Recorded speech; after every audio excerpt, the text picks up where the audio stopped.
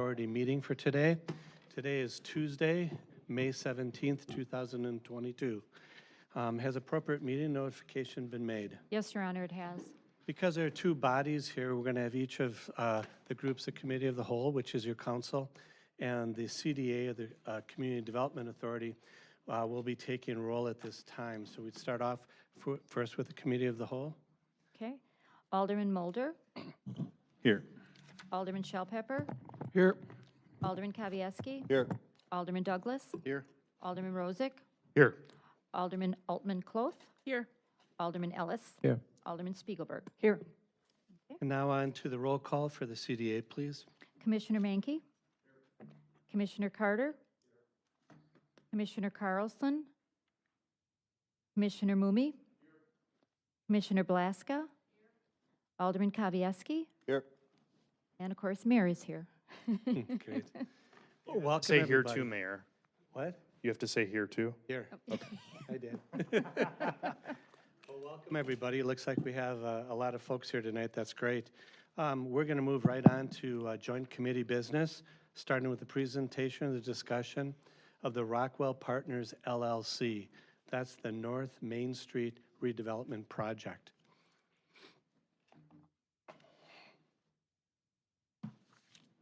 We'll kick it off first with Mr. Duffy on behalf of the city, and then we'll hear from the development group. Mr. Duffy. As you know, we've been on our downtown revitalization journey since about 2004. We often have involvement and engagement of interested parties in reinvesting and redeveloping in our community. So we've had conversations with these investors who purchased their property probably late last year with interest in investing and redeveloping in our community. So with that, I'm going to turn it over to Jeff Screamo, who's going to give you an overview of the project. If you recall, they met with the council, the committee of the whole, back in November. So really a reiteration, what they've incorporated based on conversations they've had with you, they've had with the community, as well as they've had with the staff. So with that.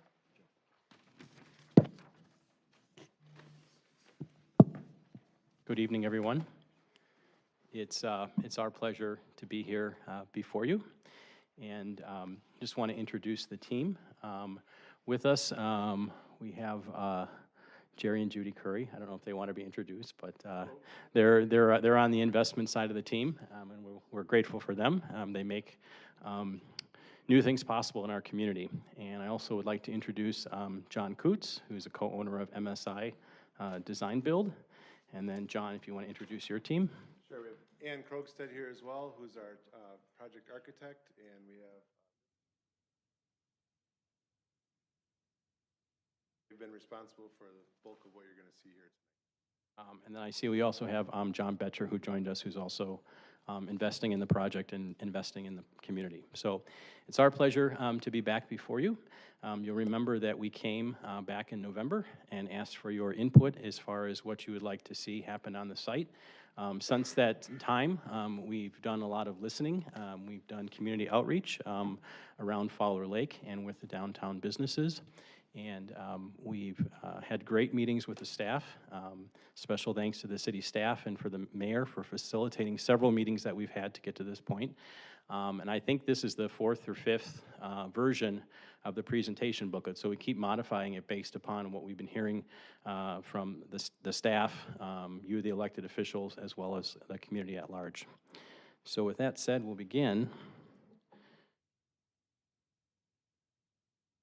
And I just have to figure out how to use this. Here we go. I think this is it. There we go. So first of all, we are committed to the historic nature of the downtown. You have an absolutely beautiful downtown, and we believe that maintaining that historic character is what provides long-term value and also makes the downtown a charming and enjoyable place to be. You're familiar with our site. It's the former AJ's Pub and Schulte's buildings. You can see in these pictures, and you've probably seen in person walking around the lake, the current condition of the buildings. Over the decades, the buildings came into disrepair. When we purchased the buildings, The electrical system in the buildings was so bad that we were not able to get insurance on the buildings. So we had to unfortunately ask the renters to leave because it was not safe. The buildings also had holes in the roof, and there were buckets on the inside, which the renters were collecting rainwater in. So that was the condition of the buildings. We did do some minor roof repair just to stop the leaking, and we had the electrical service disconnected. So here are the 5 components that you had asked us to explore back in November.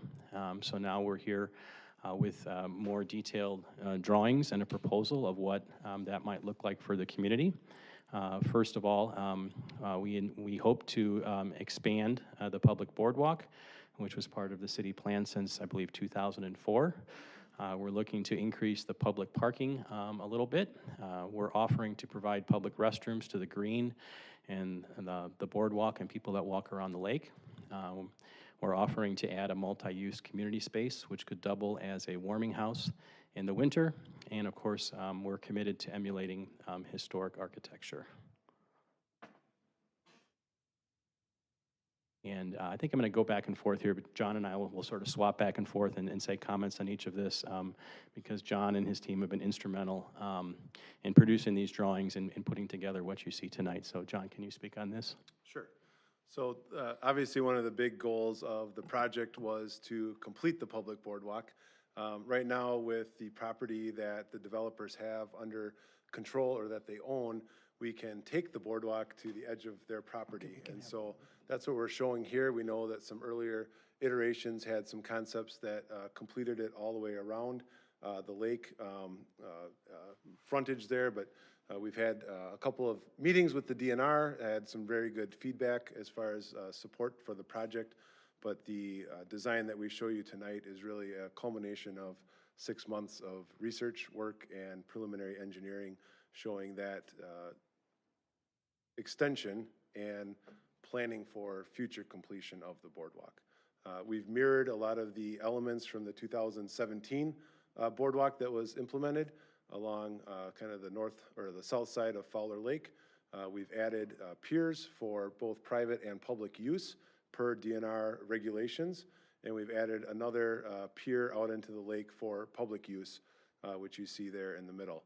The other components that we're implementing into the overall design is the ability in the winter to create a ramp or direct access to Fowler Lake for skaters and recreational users of the lake in the winter to come off the lake to that proposed warming house area very easily.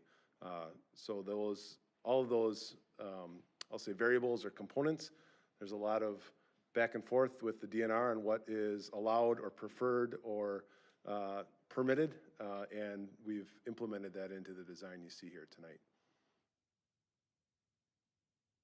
Also want to note this on the drawing, if you can see I don't know if you guys can see what's up there. Is that on your screens as well? So this pier here is a public pier. And then the second dock, we're proposing it to be a combination of public and private. So some of the people who live in this future building could have boat slips, and then there would be a couple boat slips reserved for people that live on the lake. If they want to pull up their boat and dock, go inside. We'll likely have a restaurant in the building right about here. More towards the front corner would be the warming house, and then the bathroom entrance would be right here on the building.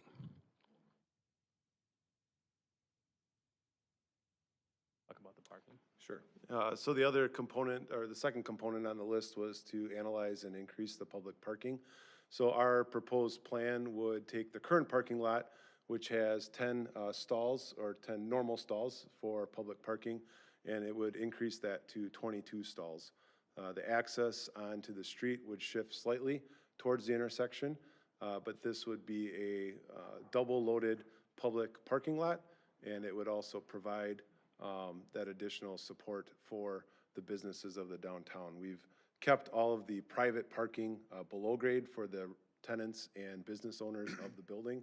This would remain a fully functioning public parking lot with no restrictions on the parking from that perspective. We have engaged a traffic study engineering firm to analyze the effect of adding the additional 12 stalls to the road there, and their report back is available to anybody. They reported back that it would have a very negligible effect with just adding 12 stalls. We're not adding 100 stalls, right? But we are adding 12 stalls, and that has also been communicated to a lot of the business owners already, the direction for this part of the project. A couple other things to note. The entrance to the private underground parking would be here through the parking lot. As John mentioned, we already did a traffic study, and it was determined that it would be safer to have the residential vehicles pull off of the main street first, so they have an area to pause while they wait for the garage door to go up before they actually enter the building. The other question that we've received a lot, I'm going to skip ahead to a couple slides, is how does the parking affect the city green? So under this proposal, the parking lot would extend into the city green about 18 feet, which you see right here. And then we're also proposing to remove the redundant sidewalks within the city green. You can see highlighted in yellow here, and create a larger green space. You see our proposed site plan on the right side. So the amount of actual green space remains the same, and this could be function a little better for the larger events, such as the German Christmas market. Speaking of the Christmas market, we've been in contact with those folks, and we are very supportive of what they do. That's one of the reasons why we purchased the property, because of the great community events like the market. And we will be holding our construction back, presuming that we get an approval. We will be holding the construction back on this part of the site so they can still do the market there this year. And then our intention would be to do the underground work over the winter, so the city, Village Green will be put back together by next summer when most people want to use it. If I just go back a couple slides, John? Sure. Third component is the public restroom component, and so our current design is showing what we consider a fairly substantial public restroom, also located in proximity to the boardwalk and hopefully to the downtown business travel paths that a lot of the people are currently taking in that area. We're showing 4 stalls on both the male and female side, so there is, again, a pretty adequate capacity from a design perspective there. And the goal is to create a more historically accurate bathroom with certainly current amenities. But the look, as you can see, is similar to some of the other historic renovation projects our firm's been involved in, primarily the Riviera in Lake Geneva and the West Bend Theater up in West Bend, that were both in that kind of late 1800s, early 1900s time period. And so we're trying to replicate that in a current modern setting for not only the use of the public, but also to fit in with the architecture of the building. John, I have a question. So as drawn with the 4 stalls in each bathroom, approximately how many people can that handle? Yeah, 4. 4 is the No, easy there's a answer. couple sinks, come on. At one time, one time, Kevin. I think a lot of times from a design perspective, we use the kind of 1 per 25 rule of thumb. So a lot of times if we're designing for a building and we put 8 stalls in, that's presumed to handle, 200 to 300 people. And so again, it's a more robust design parameter we're putting in to hopefully accommodate not only the daily use of that site, but also a lot of the larger events that are held in that area throughout the year. And under this proposal, the city would have the opportunity to own the bathroom space, and the entrance to the bathroom would be directly from the outside. And once someone was in that area, they would not be able to go anywhere else in the building. So they're not going to go through any common hallways. It's just the bathrooms and then the exterior door.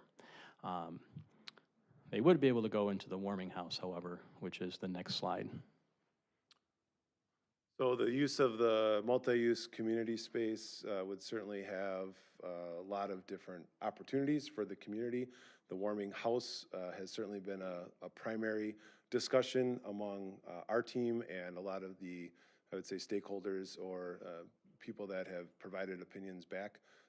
The increased use or the renewed use, maybe a Fowler Lake is a better way to say it, for winter activities, we feel this would certainly be an asset, hopefully, to that type of use during the winter months. The current size of it, as shown, is set up for roughly 35 to 45 people, and it could be utilized for a variety of community uses throughout the year, service clubs, a meeting space, et cetera. As Jeff, I think, mentioned earlier, the location is certainly in a prime spot on the corner, but it also makes a lot of sense from a traffic flow perspective of the boardwalk, making it hopefully a very accessible and usable space to not only, Fowler Lake, but the community as a whole in the downtown area. And in the winter, presuming this would be used as a warming house, we were thinking that one of the rails along the boardwalk could be pulled out. We could bring in a ramp, or the Parks Department would bring in the ramp if that's who you decide is going to maintain it, with a long rubber mat, so people ice skating would be able to go, right from the lake right into the warming house, change their skates, enjoy the fire, get some hot chocolate, use the public restrooms. Another thing to note about both the public restrooms and the warming house is we can size this to whatever you want. So we're doing this to be good community partners and because we believe in expanding the good things we have happening in the downtown. So if you come back to us and say, make it smaller, make either one of them larger, we can do that. So we're very flexible and we're looking for your feedback.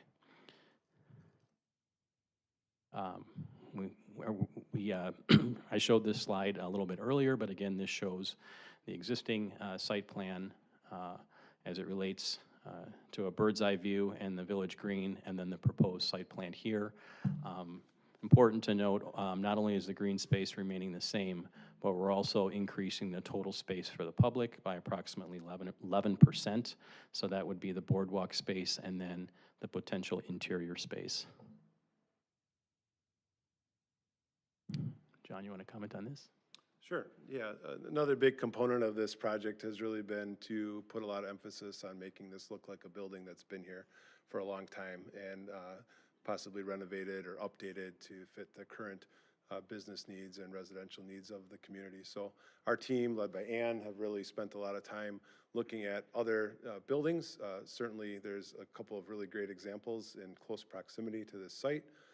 But then also looking at historical pictures of other buildings throughout the Midwest that have, featured the Cream City brick look, kind of that warehouse style look, the arched windows, et cetera. And so the building design, by design, has followed that look throughout what you're seeing here tonight.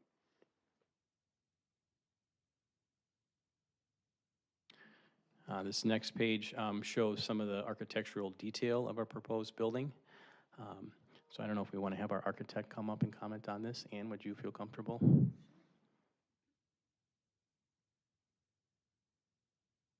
Hi, everybody.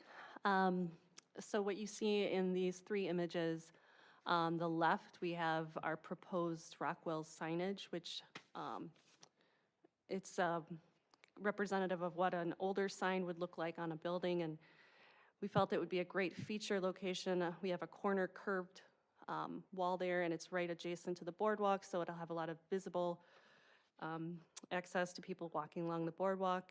You can also see in that image the larger cornice treatment that we did at the base and then midway up. And in a couple of slides, you'll see where we're showing how the building transitions and the height and the massing play a role in the design. Also in the lower right corner, you see where we are showing awnings, and that helps with the scale of the building. It creates pedestrian-friendly feel at the base, and also protection from weather. And then the upper right image shows how we're incorporating some arched windows at the top for that architectural historical feel, and the grille patterns in the windows obviously are more of a historical size and pattern.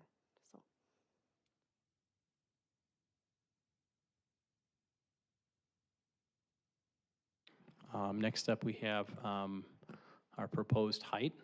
We've gotten a lot of questions about how tall the building would be. And you see on the top, we have a height chart, which we actually got this idea from one of your meeting rooms here in City Hall. But we show the other large buildings in the downtown, and ours is right here. What we're proposing which is right in line with the other buildings. Our building is not taller than the clock tower. It's not taller than the church steeples, but it is in line with the other buildings. On the bottom left, you see your current zoning plan. Our site is right here, currently zoned 50 feet. Right across the street, it's zoned 70 feet, and then we created some illustrations so you can see what that looks like from both directions. Right here is the splash building, and the adjacent spaces next to that, which presumably, at some point would be redeveloped and could go up to that same height. John, you want to comment on this?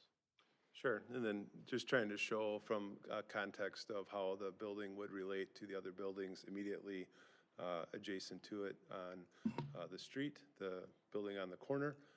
We've used the height of that building as sort of our benchmark for really the third floor of our building. Those heights are very similar, and then we've stepped it back, which is a generally followed architectural design in larger buildings to help with the overall massing instead of just having a 5-story building straight up at all in the same plane.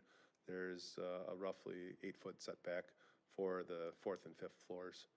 And then we've also drawn in where that 70-foot height is for the side of the street, as Jeff said, would be the west side, which could be built up to 70 feet under the current zoning ordinances for that side of the street.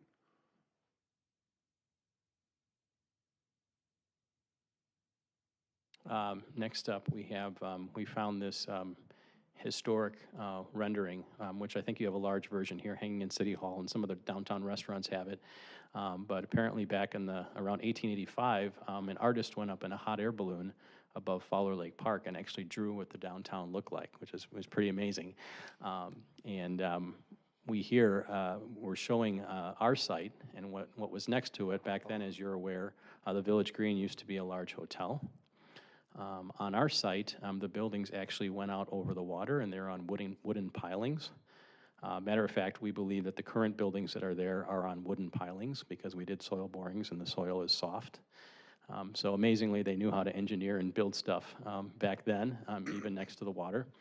And then as you see Veterans Park, well, it wasn't there back then. That was all buildings as well. So today we have, based upon your planning, we have more green space in this area of the downtown, certainly than they did back then. We also were able to locate some historic photos. So if we were standing on the lake right here, where that little hand cursor is, back then, looking to the left, here's the Episcopal Church on the peninsula, which is also right here. And then if we're also standing right here and we're looking to the right, this image here is of this building north of our property. And maybe hard to see there, but it says on the side of there, ice cream and restaurant. And this is the mail boat. Fowler Lake and Lake LaBelle used to have a mail boat that the U.S. Postal Service would deliver the mail to the lake homes. And one person told me that there were tracks over the road, so the mail boat could actually go over the road and go from one lake to the other, which is pretty cool.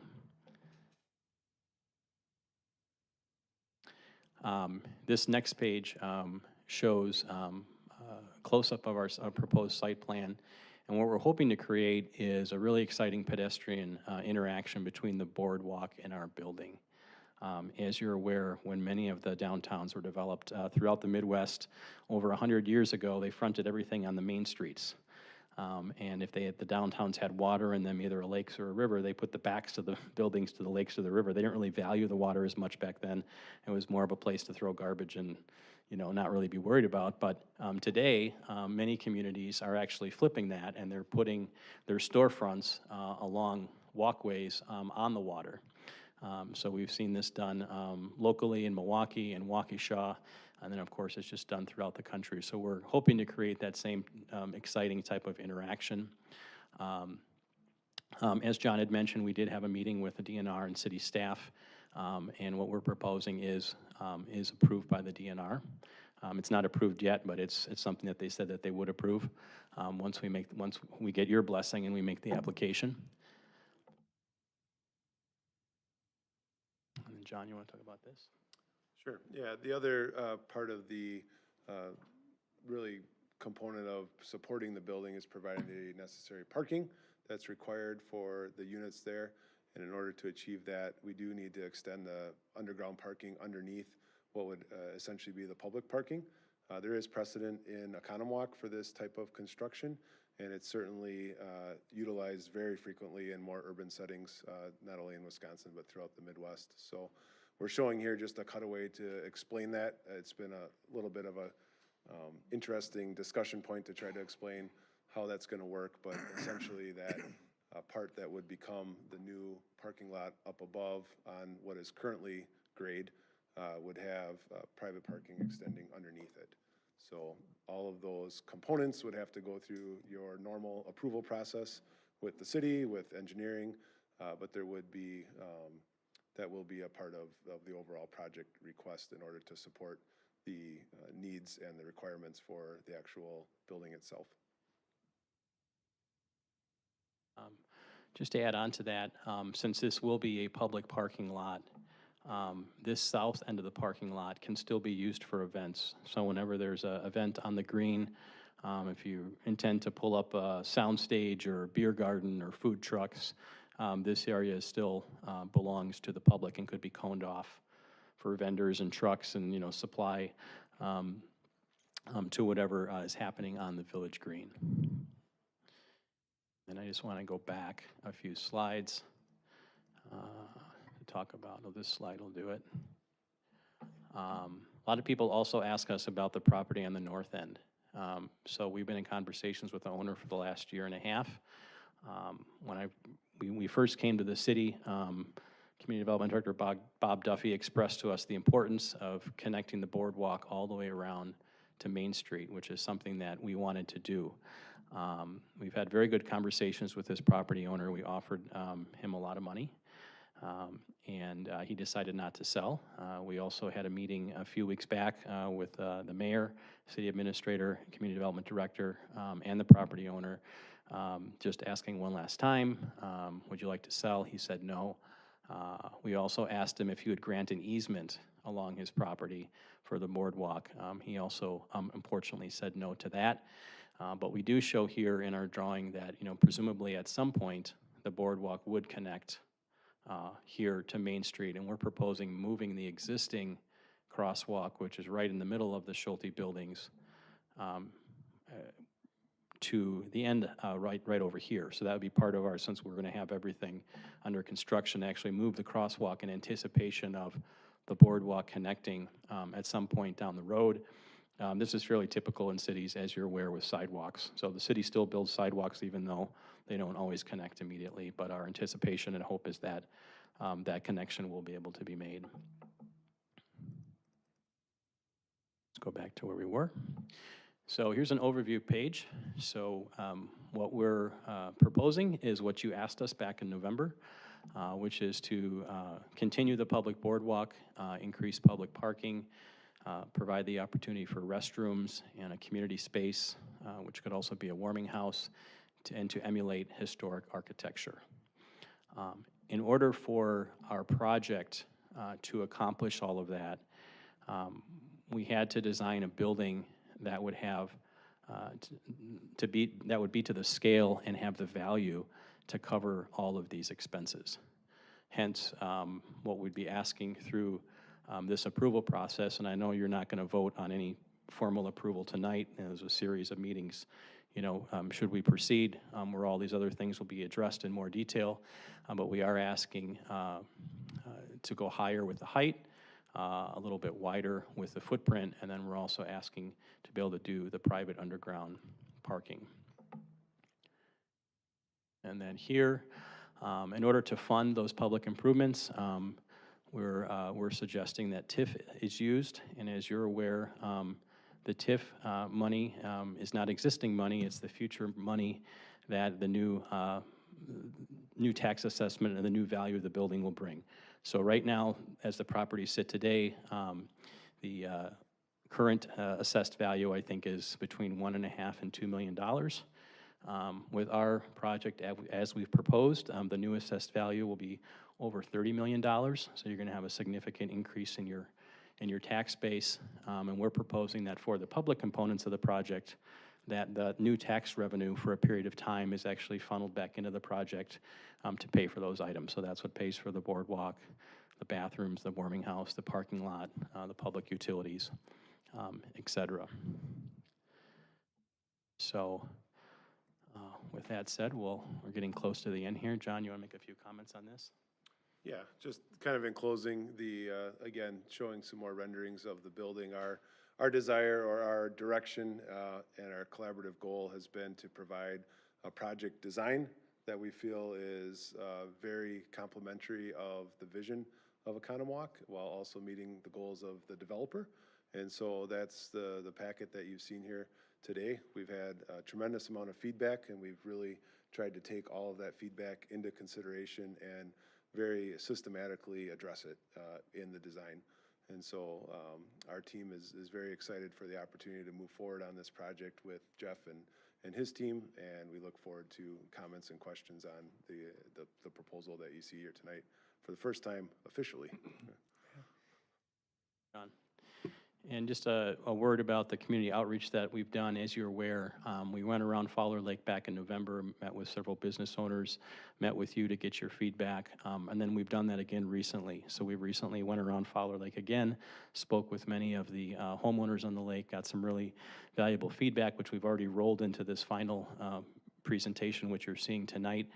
We also had a meeting yesterday with downtown businesses, sort of an open house, where we went through these same slides and talked about the proposal and answered questions. Furthermore, we're having a community open house on June 1st at the Oconomowoc Community Center from 4:30 to 6 o'clock. The same thing there. We'll have the display boards. We'll have our whole team there, and that's open for the public to come and make comments. So this is not the end for us by any means. We're maybe towards the end of the beginning, but we're still flexible and we're still open to feedback. And now we would really love to have your feedback so we know what direction to go on this project. Thank you, Mayor. Thank you very much. At this point, we'd like to open this up for questions, either to our applicants or to Mr. Duffy or any of the staff. Alderman Ellis. Yeah, looking at the proposed underground private parking, has there been soil testing been done there, being you're so close to the water? So I know we tried to think about doing something just across the street from that, and the big pushback there was, the soil was really... Yeah, to date, we've done about 4 or 5 soil borings that have gone down to depths of 120 feet in order to analyze the subsoil material. The buildings that are there currently all have basements that are dry, and so certainly the engineering and the ability to do this it's viable, but there are significant engineering challenges with the subsoil that'll have to be engineered around with deep pilings and sheet pilings and other again commonly used engineering tactics in order to provide the stability needed for the building. So we have spent quite a bit of time and money already analyzing what's there so that we have a good game plan for how to actually implement the project. Alderman Shellpepper. Would you still be interested in pursuing a version of this project that strips away all the public amenities and doesn't have a TIF involved?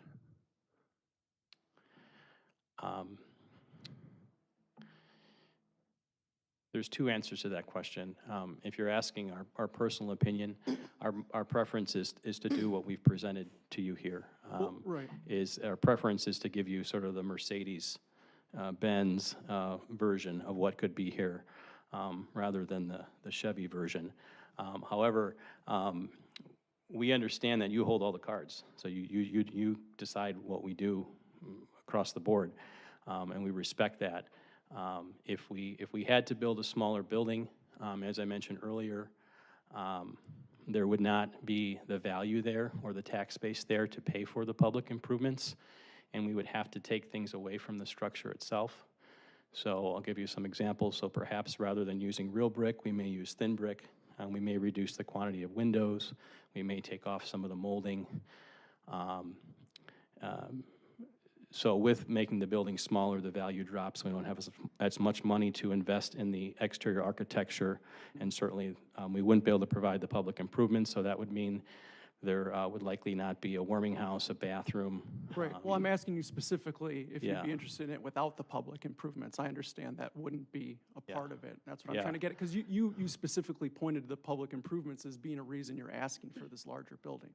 I mean, you said that's why you're looking for the 70 feet, that's why you're looking Yeah, for the it's setback exemptions. it's So I'm primarily. trying to understand if you're Yeah. still interested in doing a project if you don't get those public, these public amenities that you're saying impact the price so heavily that you need to change the style of the building.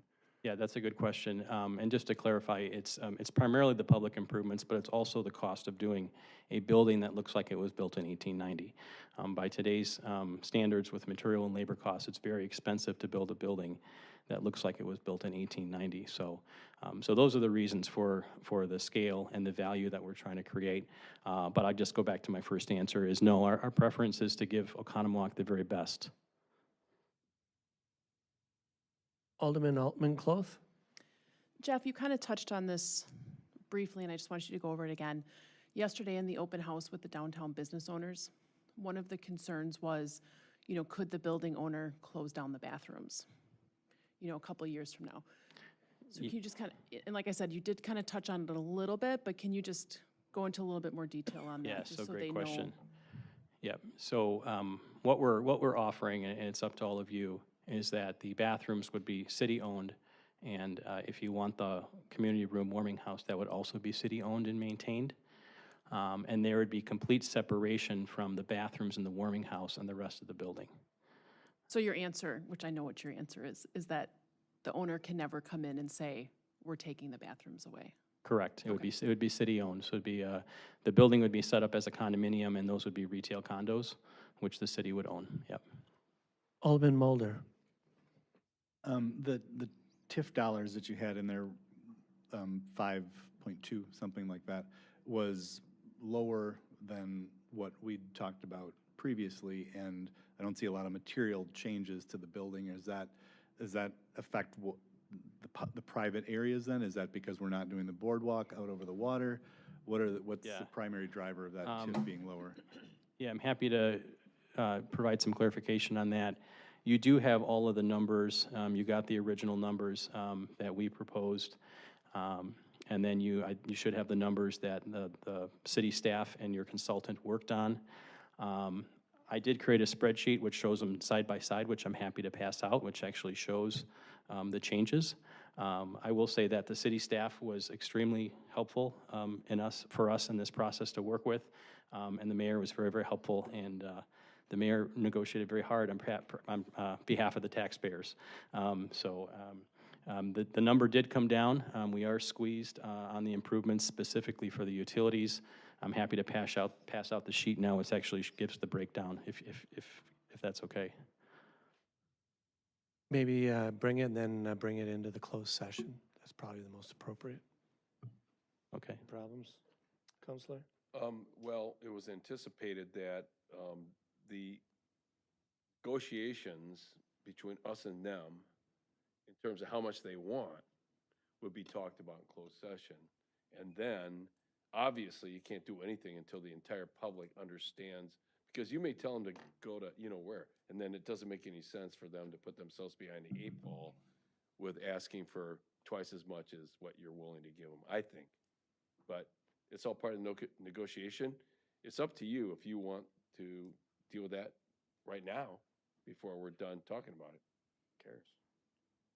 I think it's fine if you wanted to hand them out. I think it's Well, if in they hand them out, you can hand them public out to record. everybody out there. Yeah, it's public record. Okay. It's up to you. Any reason not to from the group? It's information you already have. It's just the put side by side. That's all. Okay, go ahead. We have it available for the closed session? We already, Yes.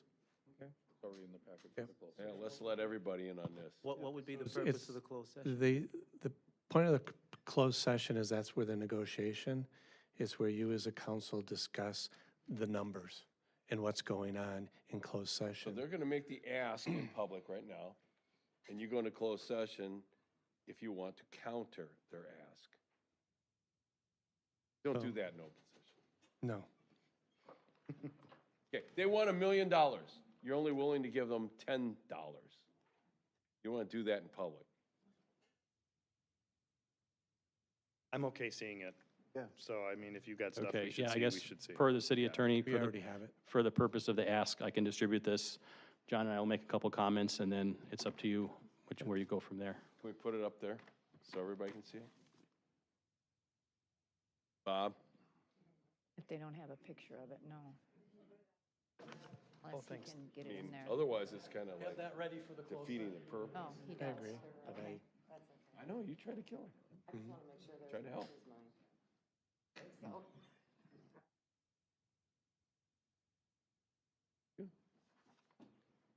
Thank you, Jeff. Oh, I don't know if we have this. I don't think we have Is this. there anything you want to do? I don't know how you put this up there. Bob does have it. I don't think he has this. He thought he did. You have this one? Well, we have a different version. no, I you want believe it's this the one. same. You have to have this version. This is the one that has to go up. Lori? Right number, is it? Not the right number. This is not anywhere near the number. Exactly. I bet Phil has it on a little, Yeah, it's the right number. I didn't see the It's the right financing number. cost. Yeah, I'm sorry. Yeah.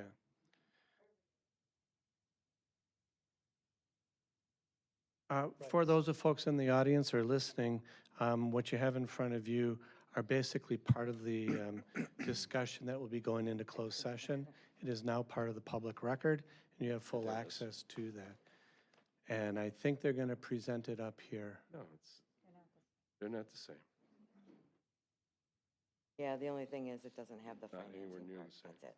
This is the TIF. Not even close. It doesn't have the financing number. Yeah. Our numbers that So we the have in total closed session projected that show funds the match years and the the total payments amount. all have the financing, but these are the project costs. So basically, your finance director has created a more detailed chart. But the numbers should all be the same. Our initial request for the public improvements totaled just over $6 million. So the information that you previously received for us totaled $6,228,000 for, again, the public components of the project. In working with the mayor and the city staff, that number was reduced. So some of those line items actually came down. And I'll let John speak to this because he's in the construction side as far as how we came up with the original numbers, what that was based upon, and why we need that. Sure. I think on this chart, the pertinent column is the green column, which is the current proposal that matches up with our ask. In our presentation, we had the number of 5.25 million, which is the 4,938,000 plus the finance charges. So that's why there's a slight discrepancy there for anybody that's not in the room. But that chart there has a breakdown of the components that are being requested to be a part of the TIF, starting with the boardwalk as currently drawn. We did have an extension, which we called Boardwalk B, in a prior iteration that went out beyond our property. That has been removed since that is not currently a part of the project scope. We've got allocations for the improvements to the public parking. We've got allocations for the public restrooms as currently drawn, the warming hut community room. We have estimates for the demolition and asbestos abatement, which we had proposed as being a part of the TIF that is currently not a part of the TIF per negotiations prior to this meeting. Site development kind of goes to the comment earlier by Councilman Ellis for a lot of the geotechnical pilings that are needed to make this a buildable site for this type of building. Updating the public utilities on Main Street, the public roadway improvements on Main Street. We do have an allocation towards Village Green area improvements, which would include the removal of the sidewalks and other updates to that area, and then the professional services side at the bottom. So we've tried to allocate this as accurately as we can right now with current costs and historical costs. This is certainly not a final set in stone number, but as the mayor said earlier, it's meant as a negotiation piece and reasonable submittal based on what we're asking for. Alderman Kavieski. A couple of questions. I'll start out with two side by side. Number of condo units anticipated within this project, and the number of underground parking spaces to support those condos and the other activity associated with. Sure. The main level, because it's a mixed-use building, it's currently a mixed-use building, the main level would be retail retail condos. So we're looking at probably 2 to 3 business spaces. I'm seeking to bring in a boutique grocery store. We've already had one that's interested in the site. The spot along the boardwalk would probably go to a restaurant. We do have interest from a restaurant. And then there's one other spot, which would be on the northwest corner of the site, which could be part of the restaurant or could be a third retail condo. As far as the residential condos, we're looking at around 20. We think that is what the capacity is. Now, once we get further along in the process, we may have a buyer that says, hey, I want to buy 2 condos and combine them. And then we may go down to 18 or 19, but I'm just going to say right now approximately 20 residences. And then as far as the parking numbers, I guess I'm going to give that to John or Ann because I don't know the latest on the parking numbers. Sure. City ordinance requires 2 parking stalls per condo, so that automatically leads to 40. And then we've got an additional 5 or 6 for the business owners. There's a less stringent requirement, but we wanted to provide around at least 1 to 2 for the business owners to park as well.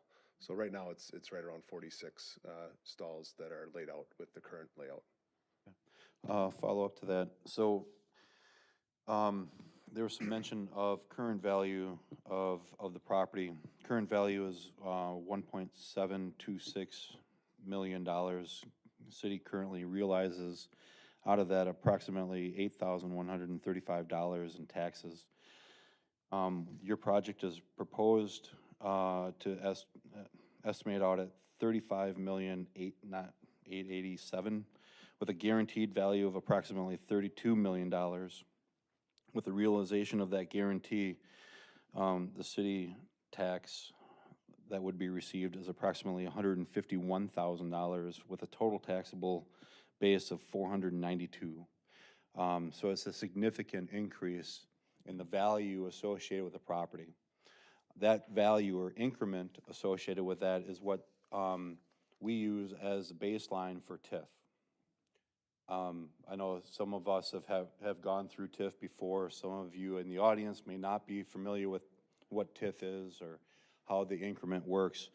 But it's really that increment between the baseline and the new value and the tax associated with that goes to pay back the dollars for the but-for test, the public infrastructure associated with the ask from the council. Your ask for making that happen is to go higher in height and to increase the size, the width of that project, getting closer to the water. The value of the height, I think, is important maybe to help us understand why 5 stories? Why not 4 stories? What happens if we say no to the height? What does that do to the dynamics of the proposed value and what is required in order to move the project forward with the public amenities that we've asked? That's a very good question, and I can give an estimate as far as an answer, and that is the building itself would be valued at around $30 million. About $10 million of that is on the top floor. So that's where people will pay the most money because the views are the best.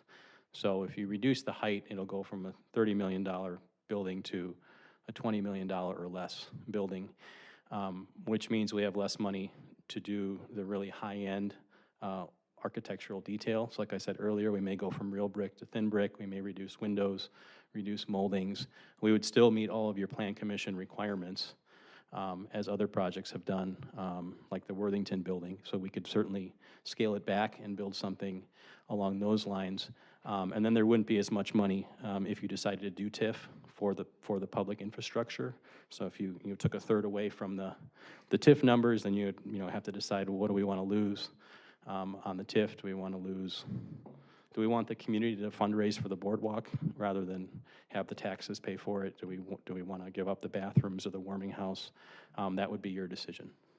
So one final to follow up with that is that any of those monies that the city then would would allocate for public infrastructure, such as a boardwalk, bathrooms, any of that, wouldn't come out of the TIF, it would come out of the levy. If this body decided to move forward with those infrastructure elements.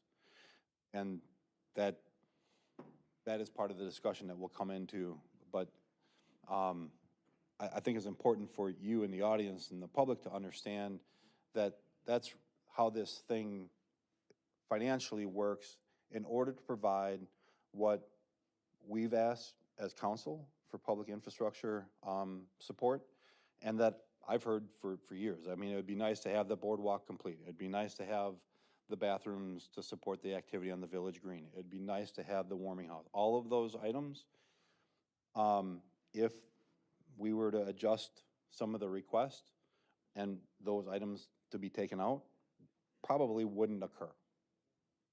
So I understand some people are here because they have concern about the height, and I haven't heard anybody have concern about what it's bringing in regards to the public infrastructure, but how we get those things materialized, I think, is really important for the public to understand. And this format is a great opportunity to help provide that education. Alderman Rozak? Yeah, thank you, Mayor. A couple of real quick points. Out of the TIF request that we've got in front of us, the only part that really goes back to the developer is for the building demolition, asbestos abatement, and the site development, the geotechnical pilings. I think anybody that's going to build there is going to need to do that, and it may be cost prohibitive if the building is of a smaller scale or smaller size. We may end up with what we've got there forever. So to me, the TIF makes sense what we're doing. I also will say that in 2017, I worked on, as part of council back then, putting in the boardwalk back here. And it was always our goal and kind of vision to continue to expand the boardwalk. I mean, ideally, we'd like it to go around the other way and come back around the way that you guys are proposing to go. So that's always been a goal, and I think if this helps us attain that goal and improve the village green, I think it's a huge positive. I also think the bathrooms there are a huge positive for the downtown. It's something that we need, and I think that's a perfect spot for it. The other couple quick snippets here. The underground parking with the municipal parking above it is not unusual. We have it at Eagles Landing. It works the same way. Effectively, the exact same restaurant, underground parking, surface municipal parking. It can be used for 3 or 4 hour timeframes or whatever. That's worked out very well. They maintain the lot at Eagles Landing. I think you guys would also maintain this lot. So essentially, it's a municipal lot that we don't have to plow, salt, maintain. That's a huge advantage to us and the taxpayers. The other thing is, we're really a magnet community, right? TIFs can be scary. I'm very skeptical myself of TIFs. I think I voted against the Fowler Lake Village TIF, but I can't remember for sure. So no offense, Jeff, and some of you that are here that were part of that debate. There was a lot of moving parts there, but we're kind of a magnet community, so the TIFs can work here, and our TIFs that we have done, from whether it be Pabst Farms into some of the other downtown TIFs, have been very successful. They continue to be successful, creating needed public space and amenities, and then paying back on time. Ultimately, Pabst Farms TIF was a donor TIF. It got done early, and then the money was donated to downtown functions, and then ultimately, we actually had a tax cut that year. I think that was 15 or 16. Before, I think I was the only one on council at the time, but we actually did a tax cut that year to the folks because that TIF was so valuable after it closed up. So I like the project. I think we got to work through the numbers a little bit more in closed session, but I like what you've been proposed at this point, at least. So thanks. Alderman Shellpepper. Quick question, and then I have a statement, I guess, since we're making statements. I thought we were doing questions, but we're going to statements. Is anybody in your ownership group has ever engaged in litigation against the city? In the ownership group? Yeah. So I'll answer that to the best of my ability. The Fowler Lake Village project had 5 investors, okay? I was hired by that group. I'm gonna give you more information than you asked, but since people always ask this, I was hired by that group 3 years ago to help finish up construction and do the sales for them. I was not a partner or a member of that ownership group. 2 of those 5 investors have joined the new entity, the Rockwell Partners, for the development of this new project. So separate entities, only 2 of the 5 owners are the same. as Fowler Lake Village. So those two owners signed off on that other ownership's group. I can't speak to that because that was years and years before I was ever involved. Well, it seems to be pertinent still, because I just got a call about it the other day from someone Okay. who's concerned about this project now and the litigation that, you know, individuals who are involved in your group engaged in previously against the city. So I think there's some questions about the good faith there. So I'm just trying to understand if you did have people in that previous ownership group that engaged in litigation against the city. But you saying you can't confirm individually if those individuals signed off on it? Okay. So overall, I mean, sure, this project sounds great. I love all the public improvements. I love, you know, the way the building's gonna look, but I think at the end of the day, the free market can make this site work. It's where, you know, Alderman Rozak said, it's a desirable community. It's a desirable spot. I don't think we necessarily need to put $5 to $6 million of taxpayer money at least to make the project work. I think as we've seen in the Olympia TIF, and it's a great TIF. Olympia is a great example of a TIF, but there's been a lot of unexpected costs associated with that TIF that, you know, the city has tied itself to, because, you know, when you pick a winner, when you artificially prop up a certain company to make sure that they succeed, then you tie the city's success to the success of that company. And so this seems to be a situation where it's a desirable location, it's a desirable city, and if the free market wants to make it work, it can make it work. You know, Alderman Kavieski mentioned the cost that the city, the taxpayers would have to assume to do the boardwalk, to do the warming hut. I think that's acceptable. I mean, if we as a community wanna make public investments to get public improvements, we should make that decision, and we'll pay for it out of our tax dollars. We don't necessarily have to compromise our values or prop up another company in order to make it work. So, and I'm also concerned with the loss of the village green space. We spent millions of dollars to get that village green the way it is now, and now we're gonna just compromise that and give it away. So these are all issues that I have with the project and concerns that I have with the TIF. Alderman Kavieski. One of the things that was a catalyst for this area is a boardwalk the way it is right now. I don't know if this is necessarily a question for you or maybe for Mr. Duffy in regards to how the financing came about for the boardwalk that we currently have there.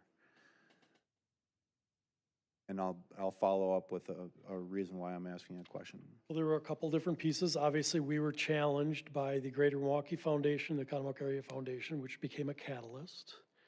TIF 6, which is Fowler Lake Village TIF, actually had Fowler Lake waterfront improvement dollars associated with that to help pay for that. And the parking lot component was likely paid for by TIF $4, which is the downtown TIF which encompassed all of our parking lots. So we used quite a few mechanisms there, you know, as we continued to implement that larger project, to see the vision and the plan.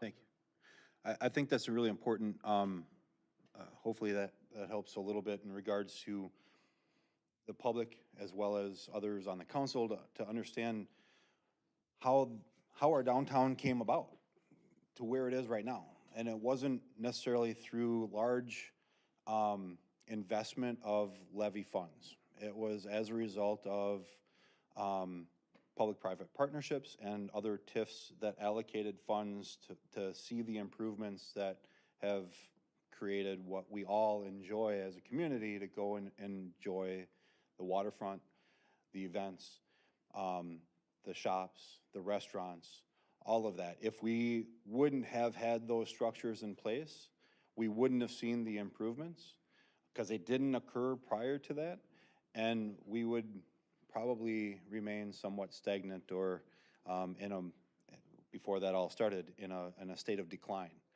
I'm not saying that future councils or future opportunities wouldn't present themselves, but those projects never get cheaper, and they never are the easiest things to move forward because they are allocations of dollars that could be spent elsewhere from the levy, right? They could be going to road improvements. They could be going to other areas, snowplows, things of that nature. This is an opportunity for us to see these improvements in a way that we have realized previously with great success. And we have become one of the preeminent locations of growth, not only in Waukesha County, but in southeast Wisconsin and perhaps in the state, as a result of some of those smarter investment opportunities. And I would consider this an investment in those funds. Right now, the $6 million or $4 million or whatever those dollars end up being based on where we get to,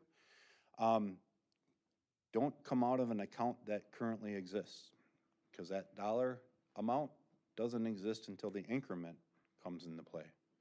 So it's not like the city is stroking a check out of some fund allocation. Those dollars are as a result of the increased value of the property, and the market would. If you guys didn't do this project, or if you choose, because we don't approve certain things, to not engage with us, you can build a smaller project with less increment, with less tax dollars coming to the city, and less opportunity for us to do good things as a result. But this is an opportunity to really move a lot of good things forward as a result of what you've brought forward to us, I believe. Alderman Douglas. Jeff, a couple questions for you. So, talking to quite a few people, the renderings look great. I got a lot of good feedback on that. In your packet, it says 70 plus for height. What's the actual height you guys are looking for? Yeah, I'm going to have our architect, Ann, if you can come up and answer that. We've had that question before, and she does a better job of answering it. Hello again. So the 70 feet is to the parapet at the top of the building. So there's also additional, the elevator run, the stair, and there are some structures for an outdoor patio on the top of the building. But overall, the footprint of the building with the height, it's the 70 foot is the majority of the building. So that's what defines the height. The top is 70 plus the 10 that's okayed by ordinance for elevator shafts and all Correct, that stuff. So yes. really 80, but you'd see about 70 from the street. Correct. Alderman Spiegelberg. I just want to say that I'm in full support of this project as it is at this point. Obviously, there may be some tweaking that goes on along the way, but I think it's a very thoughtful project to this point. And I would like to say, because it is in my district, this is the chief complaint I get in my district. Why isn't something being done with those buildings? And obviously, to the point before you had purchased it, the owners had property rights. And once in a while, Jason would get on them for me with painting something or some type of maintenance, but this is the #1 complaint I get in this district. I do have a quick question for you. I know you had the business owners yesterday that you met with, and I was unable to be there, but thank you to Jeff for being able to meet with a lot of us personally. Jennifer mentioned one concern. Were there any other concerns that the business owners had? So were there concerns, and what were some of the positive comments? I think I'd say the overall tone of the meeting yesterday morning was one of, hey, we're excited about this project. We just want to have the information because we're all being asked what's going on. And we're not the experts on this project. We run businesses in the downtown. And so a good portion of the meeting was just spent going through this presentation. We certainly talked quite a bit about parking and disruption. Construction can be disrupting. And so there's going to be a very concerted effort to communicate and manage the site, the parking, and minimize impact to the downtown business owners. That's going to take a very concerted and consistent effort on our part as the construction manager. And so that was one of the big things we talked through is this is going to be great. How's it going to affect our business? So we did talk through the logistics and timing, assuming, reasonable approvals and permitting over the next couple years here. So beyond that, I would say the overall tenor of the meeting was very positive and very supportive once we kind of answered questions and explained what the actual project scope was. Was the turnout good, Jeff? Yeah, I would say we had around 25 people there. We also did one-on-one outreach in the downtown twice, and we think we've talked to most of the business owners. Some of them are not always, the owners are not always there at that time. I would echo John's comments. I think the most excitement was around the bathrooms. Right now, I think the biggest pet peeve of the businesses is people using their bathrooms but not giving them business. And as John had mentioned, there was concern about during construction, they did not want the construction workers taking up every parking spot, coming early in the morning and taking up all the parking. So we're gonna make sure that doesn't happen. We'll have probably off-site parking, and the construction workers will have to walk in, or we'll shuttle them in. But overall, I think there was a lot of excitement about it. Also, Alderman Cloth was there, so if you want to comment, because you were there for the whole meeting. You guys hit on everything, and did you mention the safety part that someone was concerned about? Yeah. There was one gentleman that was worried about the safety with the public bathroom and the public warming room.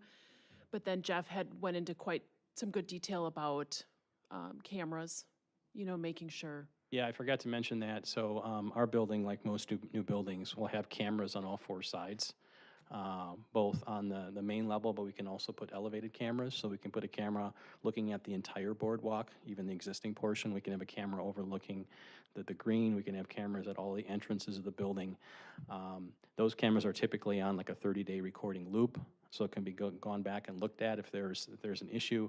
We're also open if you guys want, if the police department wants to tie in to the cameras. That's done often now throughout the country.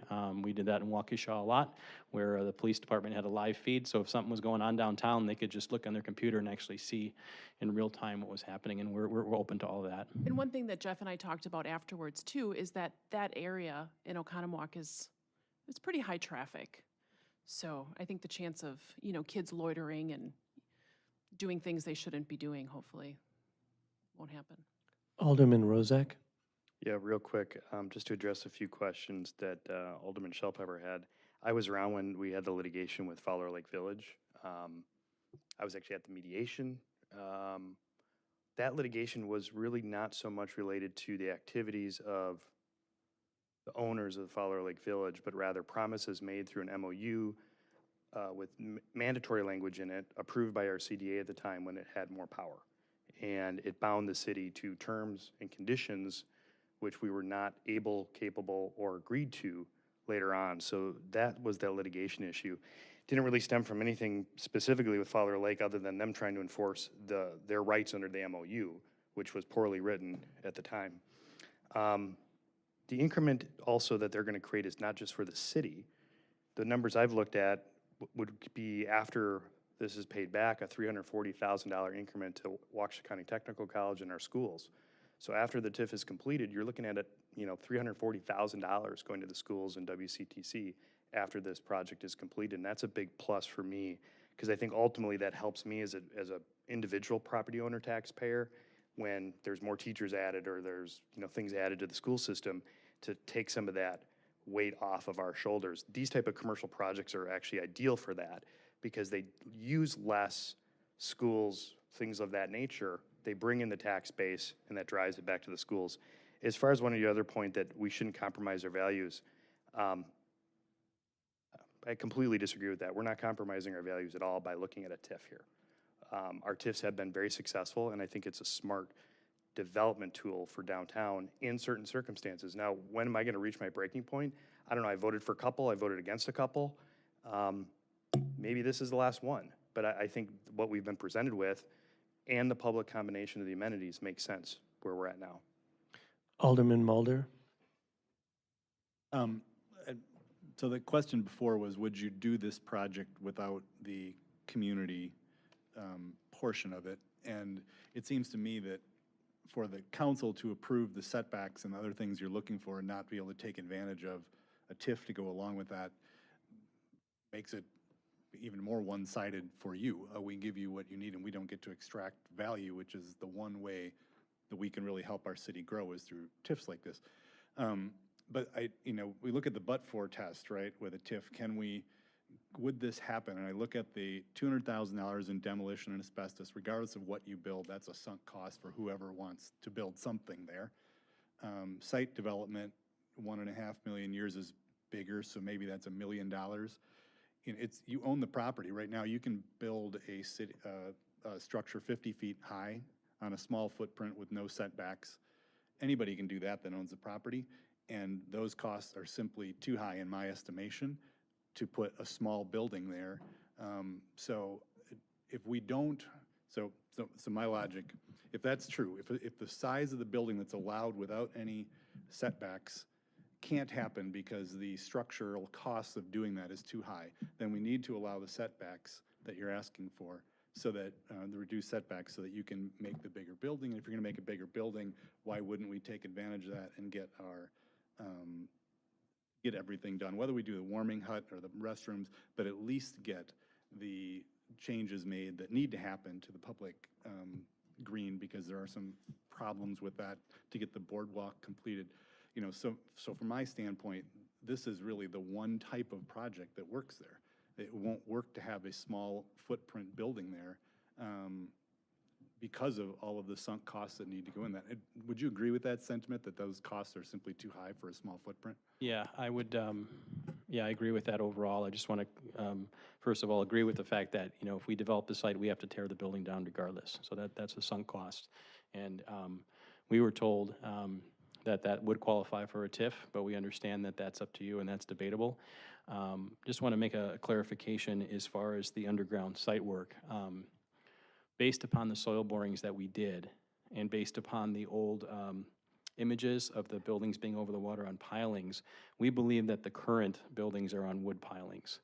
And we know that whatever is built there in the future, even a 50-foot building, is going to have the same underground work done. So the money that we have allocated for that, we don't believe can be reduced just because of what's there now and what the soil borings stated. But yeah, I agree that based on the nature of the site and what can be done, it's best to do it as a package. Alderman Kavieski.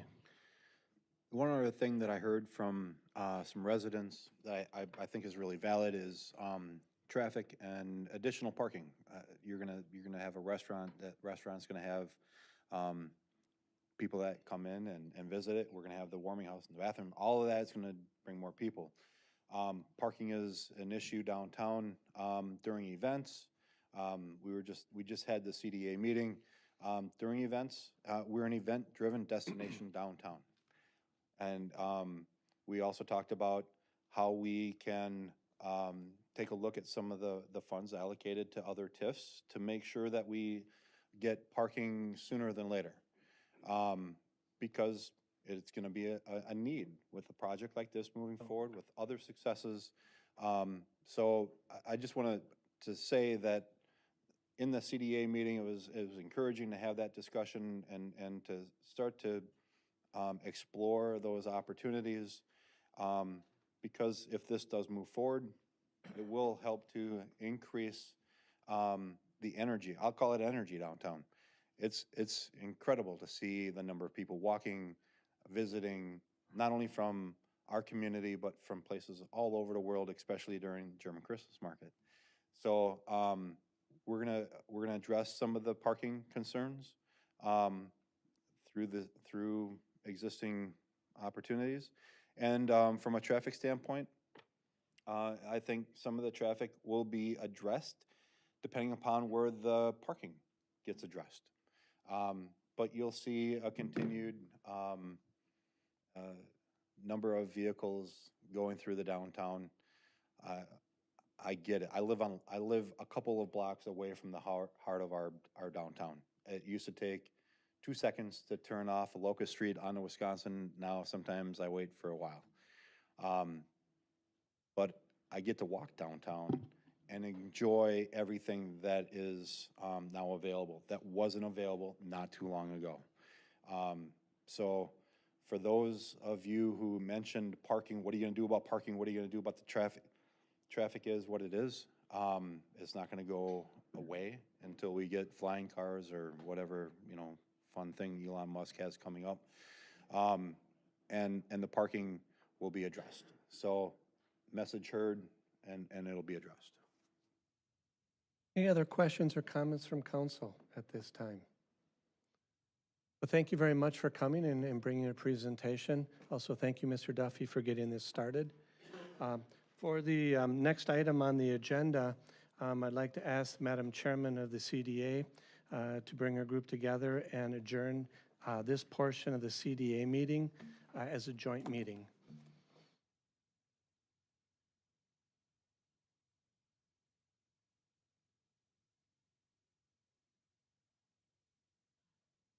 Second? Aye. Aye.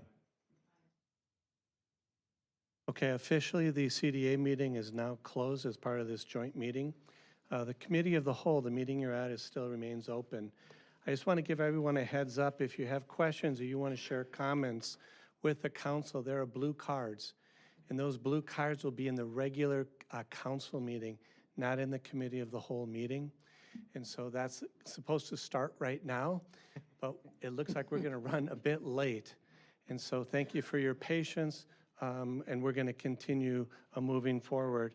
Our next item on the agenda is consider or recommend the final design and proceeding for a request for bid for the Village Green restrooms. Mr. Hepner. Thank you, Mayor. As a Packer fan, I've always said throughout my life, you never follow Lombardi. I feel like tonight I am. So I'll be Phil Bankston, for those of you old enough. So this is a project that I was tasked and our staff was tasked with back probably in August, September last year. So I want to bring the council up to speed after our discussions. This has gone, we had feedback from the council back in February. We had feedback from the Architectural Commission in February. We made some changes. We brought it back to the Architectural Commission in April for their discussion and approval. So this is where it stands as of today. And I think obviously with everything we're talking about tonight, it's worth having this discussion. So this is a rendering of what restrooms could be at the Village Green up against the Etc. building. And so you have this in front of you, and that's the main view. There's some side and front views. What we did when we took your feedback, we shrunk, I'll show you the site plan in a second, but the feedback was to try not to protrude into the Village Green as much as possible. So we shrunk it down to 3 fixtures, toilet fixtures each side, 1 sink. This is about 24 feet deep and about 32 feet wide, with room for utility room in between. The site plan is this. So this is, it kind of looks like the lighter gray. That's the current sidewalk. So this lands about halfway, a little bit past halfway in the current sidewalk. So that's your 24 feet from the Etc. building out. It could line up pretty nicely with this second walkway that comes off Wisconsin Avenue if you wanted to walk through this direction. So that would, again, you just heard the Rockwell would have 4 fixtures. This is similar, it has 3 each side. We tried to knock out, the original rendering had some overhang and some posts, and we took that out so it wouldn't be in the way. We show the permanent seating potential next to it. So that's where our architect and our staff has landed at, and the Architectural Commission was happy with the look and the way we handled it. I guess I'll happy to answer questions if there's feedback. It's probably a great time to talk. I think we've all answered the question that there is a need for restrooms somewhere downtown and somewhere in a public space. So whether that's this location, that's the Rockwell Partners location, or it's both locations, that's something the council has to decide. There is the option if there's a need or a desire for restrooms here, but maybe not 3 fixtures on each side. Certainly could be reshaped, it could be shrunk. There's been talk, one other option could be 2 family rooms. I'll call them unisex or family rooms here, which don't take up too much space into the park, width-wise or depth-wise, but can still accommodate kind of your downtown, your basic downtown traffic and walkers, but not events and not larger events. So maybe in concert with the other restrooms is a potential. So that's where I'll leave it at, and I'll let you take it with the discussion. And for council, these final designs have been done for a little while, and the plan was to bring them at the same time that we were looking at the whole Village Green. And so this will also be a topic of discussion in the closed session. as it's part of a negotiation as to what you may want to do with the Rockwell development and with the bathrooms. So Craig is here to answer any questions at this point in time. You can take no action and wait until after closed session as we go through the negotiation. It's completely up to you, and I'll leave it up to your decision, council.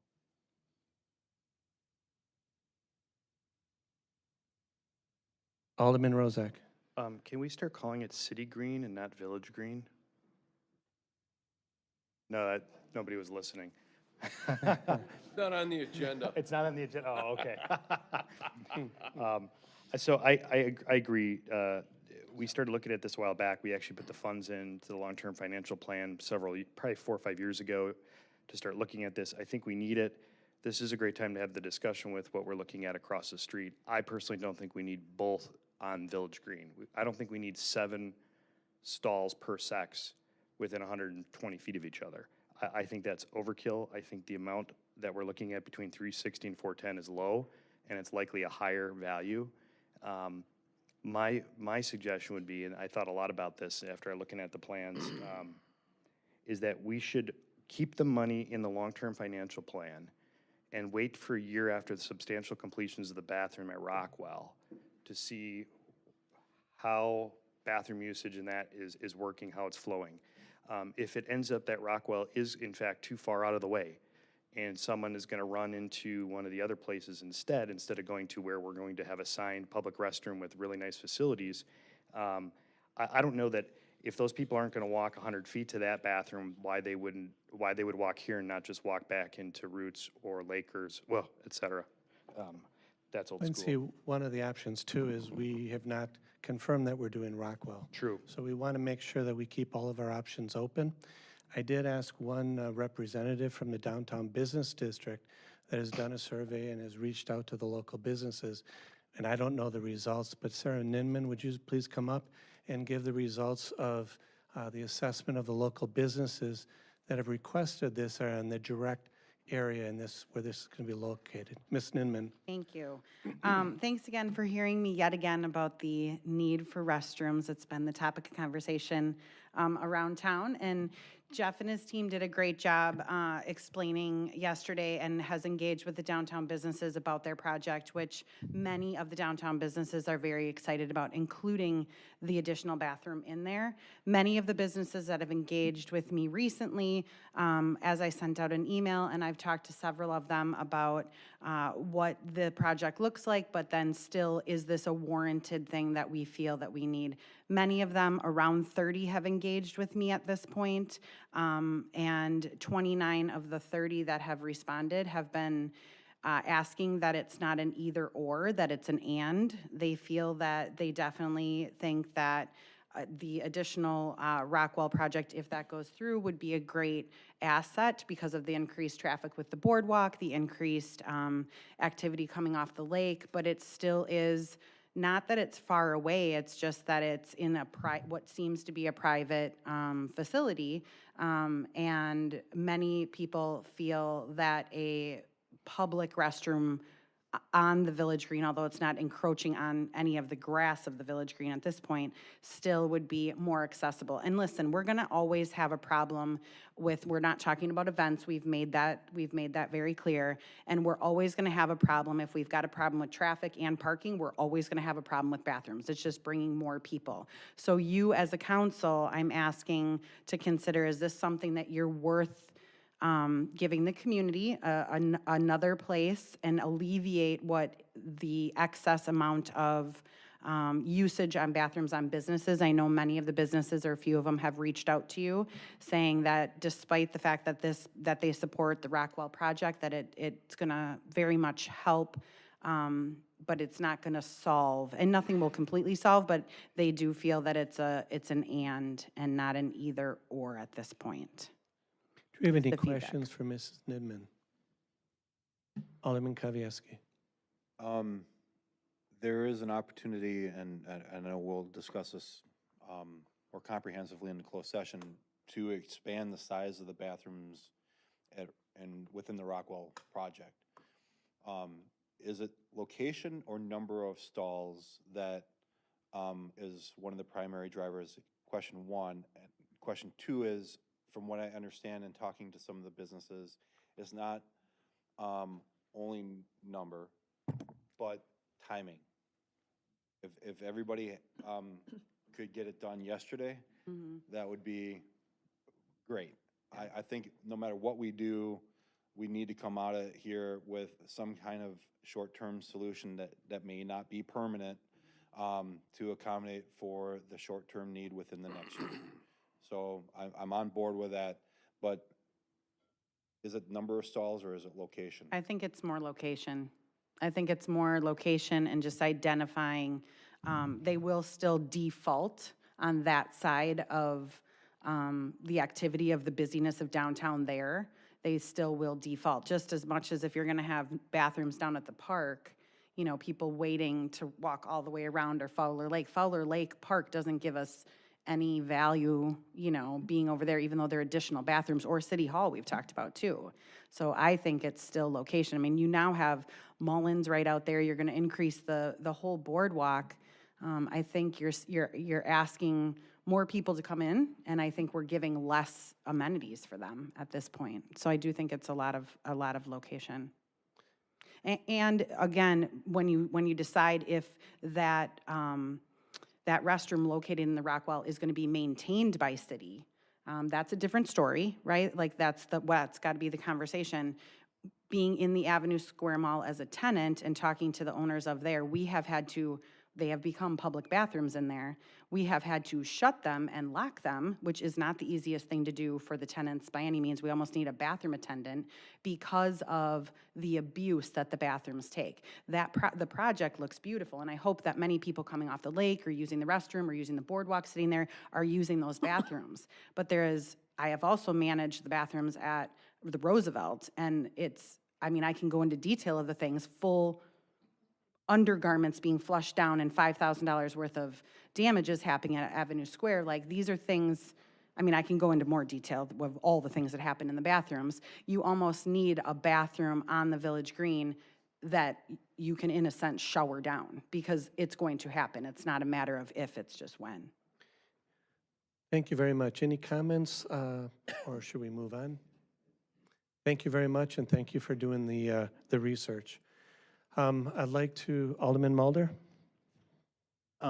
Yeah, I'm in favor of the two locations. I like the idea if we would move forward with the Rockwell and have, potentially 4 stalls there per gender to, reduce here to 2 or 3 family. I think that having them located here and thinking of them as family bathrooms, for that purpose, lots of young families in the city, make it convenient for anybody who's disabled. It's more convenient to have them there. It's not 100 feet, it's about 300 feet further on. So I think that there is that will prevent some people. Some people will make the decision not to walk the additional 300 feet. I actually see that even though they are just 300 feet apart, I see that the ones on the Village Green serving more of the downtown retail shoppers, and the ones that would be in the Rockwell would be serving the lake people, the walkers that are going around the lake, the people that are spending time on the back half of the city along the lakefront. I hear you, Matt, about let's wait and see.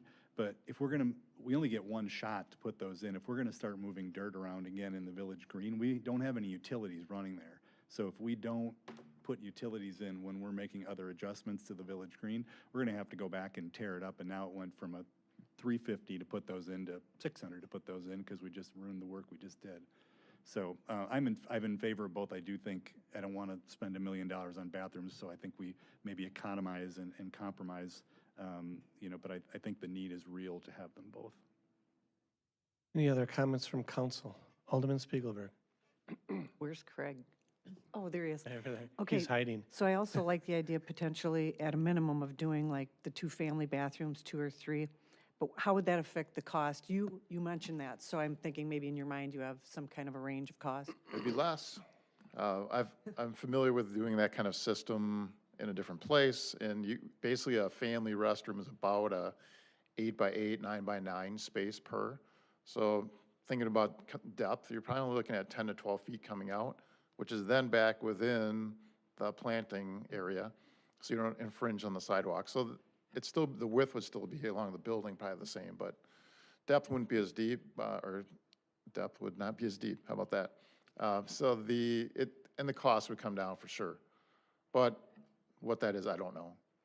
I mean, it might be 250 instead of 350 or 400, but it's not going to be $100,000. Alderman Douglas? The memo here says the financial impact is 360 to 410. Where was that number pulled from? Was it just a hat, or did we? Nope, we actually don't use bump hats. We're somewhere? not allowed to wear them in the building. That's from our architect that was working on this project. So that's the range for this particular building. We held off bringing it to go to an RFP until we found out where we were on the whole project, because we're trying to be as efficient as possible. Alderman Kavieski. So we currently have approximately $300,000 in the budget for the bathrooms. If it's $410,000, $110,000 in addition, would come where, from where? I guess that's a Lori question. You can do a couple different ways. You could do some more park fees, park impact fees, and just increase that. You could do it out of your undesignated fund. You could do it out of capital budget. So that's really up to the council or finances. Levy or reserve, or, because we can't create a project now and then do impact fees later to recover for that. I think you could increase the amount that you use because you have the designated project, if you so choose. So when you hear the word levy, that's just our taxes. It doesn't mean your taxes go up. It's how we allocate the funds that come into the city. Alderman Rozak.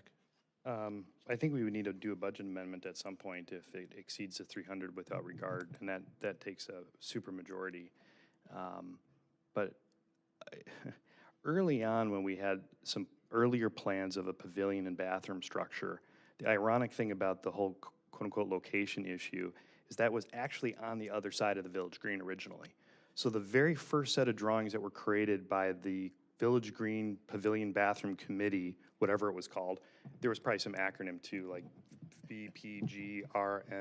I think it was just the Village Green Committee. Oh, Village Green Committee.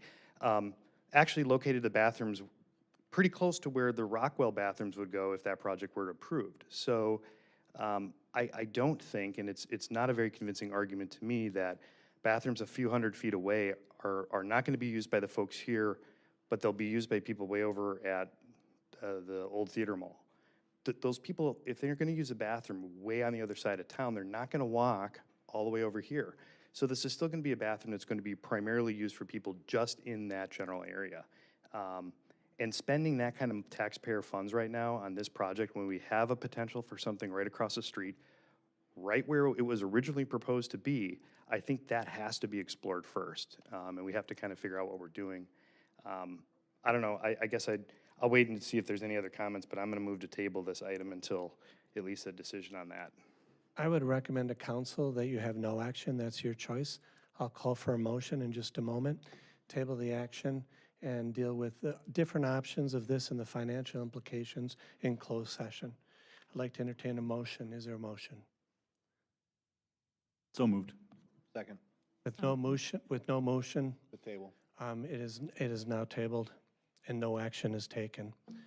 So I want to help the audience understand what we're doing. There's a vote. I heard it. I know. All in favor? Aye. Any opposed? Okay. So what we're going to be doing, folks, is we are going into closed session, which is where we look at all the numbers and the details in the Rockwell development and also the impact of the bathrooms, because there's a financial impact in that area. And we're going to go into room 3 right next door. It's closed session in that negotiating process. Then we'll come back in here, and after the closed session, we'll close this meeting, and then we'll move on to a couple quick committee meetings, and then on to the council meeting. For those of you that have filled out the blue cards, one, thank you very much. I apologize. We're going to be running probably a good hour late. If you want to make a comment, please still fill this out. Chief will pick it up, and then we'll go through that, and you'll have the opportunity to come to the podium, share with the group your comments on any topic that you want in the city. So I'd like to request a motion to go into closed session. So moved. Real quick? Sorry. Alderman Kavieski, yes. Before we were to go into closed session, would it be okay to hear from the public in regards to Not at this time, sir. It's not on the agenda. It's not on the agenda. public comment? Yeah, I suppose. You're right. I'm sorry. No. We have a motion to go into closed session. Do I have a second? Second. All in favor? Aye. Opposed? Mr. Any- Mayor? Oh, Yes. I'm sorry. One thing that, once we come back into the open session here in the council chambers, room 3 will be open for overflow for the public, and we'll have audio and video in there. So those of you that are standing will have a place to sit once we come back. And thank you so much for all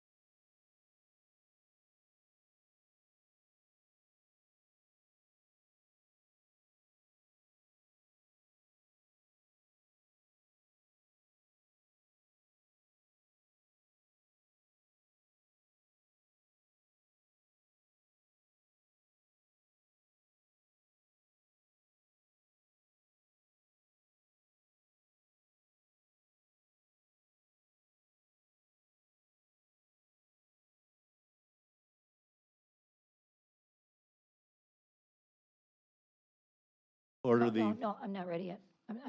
in a moment, I'll call to order. Sorry. I've got to get this closed. Just take me a second here. Okay, done.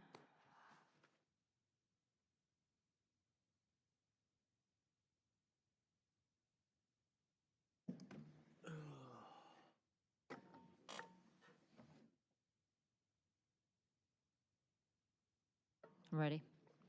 Okay, call to order the Finance Committee. Was the meeting properly noticed? Yes, Mr. Chairman, it was. Thank you very much. Our first order of business is to review, discuss the first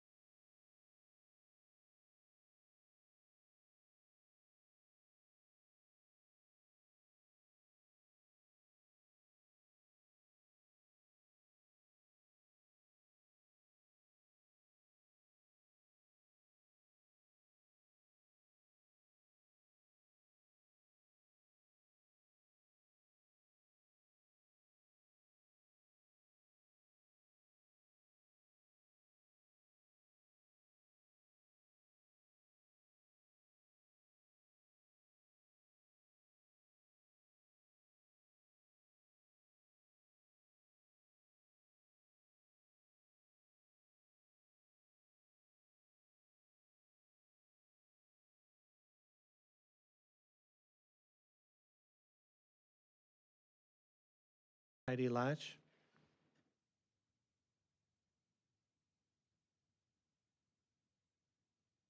We're in public hearing. Oh, I'm sorry, still in the public hearing. We're going to bring you up in just a minute. Sorry about that. It was the next card in my, in my, in my list. Yeah. Here we go. Yeah, it's been one of those nights, folks. Thank you, and I apologize. I'll bring you up first in the public comments. Are there any other comments with regard to the cell towers? I have no other cards for the cell towers. Any other comments in this public session, public hearing?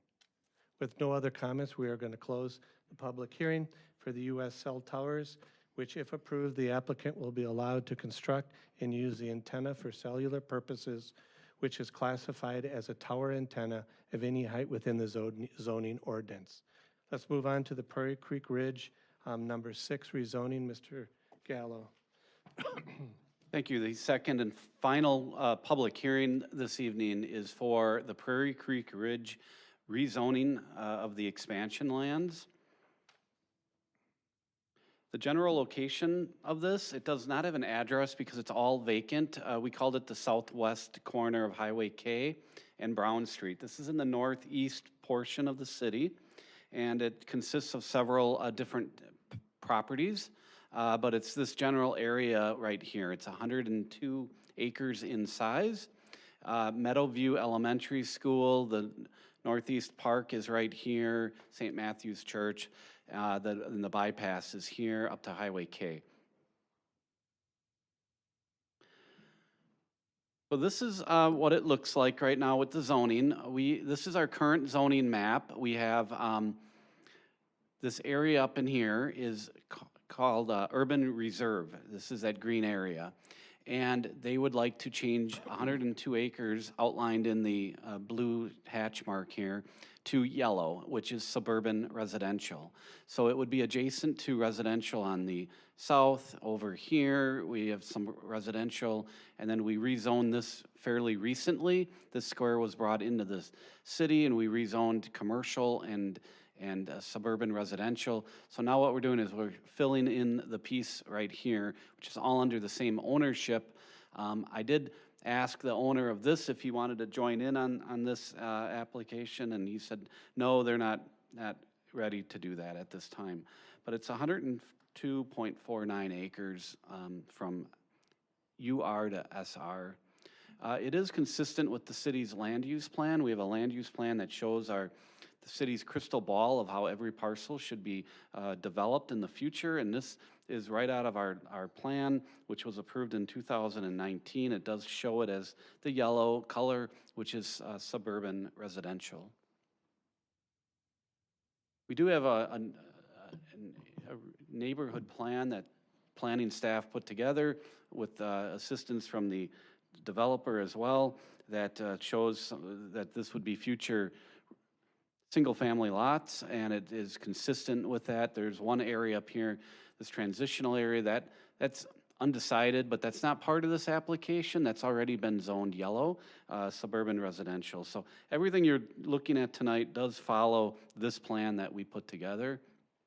It also kind of follows a plan that, this one I wanted to show you, it's kind of an aerial photo. So it shows you this area here is zoned residential, and then everything else around it is being requested tonight.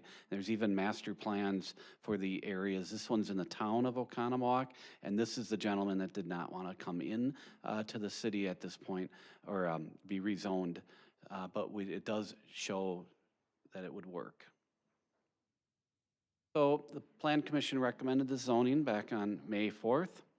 We're in a public hearing right now. It's on the commission. It's on the agenda for action later tonight, and this does require a preliminary plat approval, which is currently being reviewed by city staff. We recommend to approve the ordinance for the rezoning of Prairie Creek Ridge subdivision expansion, and I'll just leave this up there if there's any questions. Thank you. I only have one card for this public hearing thus far. I do have a few cards where there's no topic, so when there's no topic, I don't know what it's for. So please, with this public hearing, if you want to talk about Prairie Creek Ridge, please let me know. So let's bring in Dustin Kirschner. If you'd please state your name, address, and the city in which you reside, please.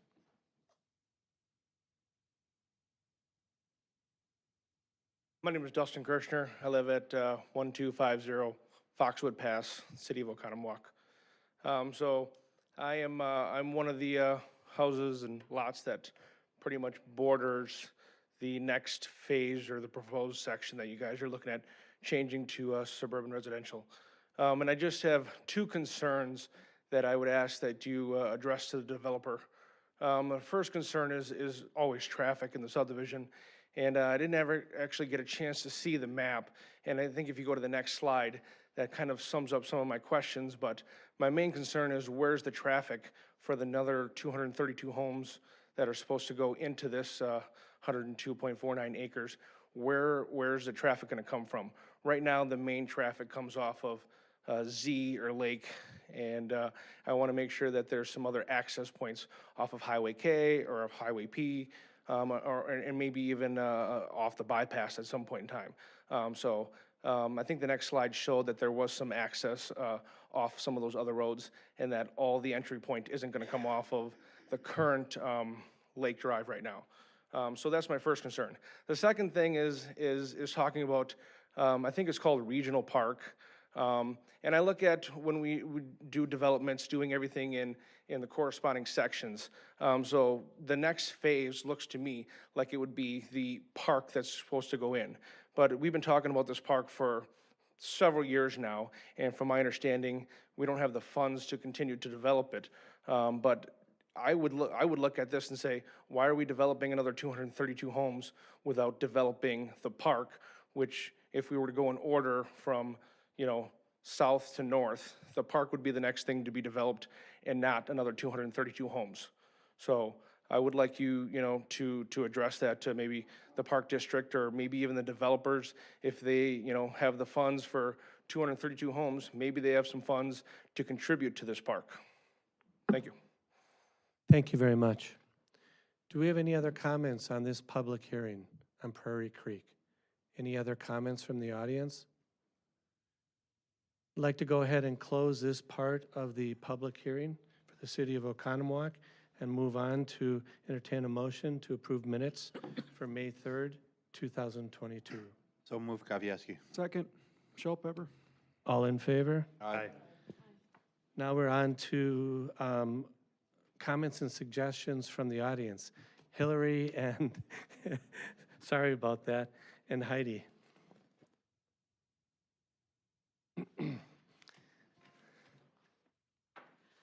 I'm Hillary DeVries.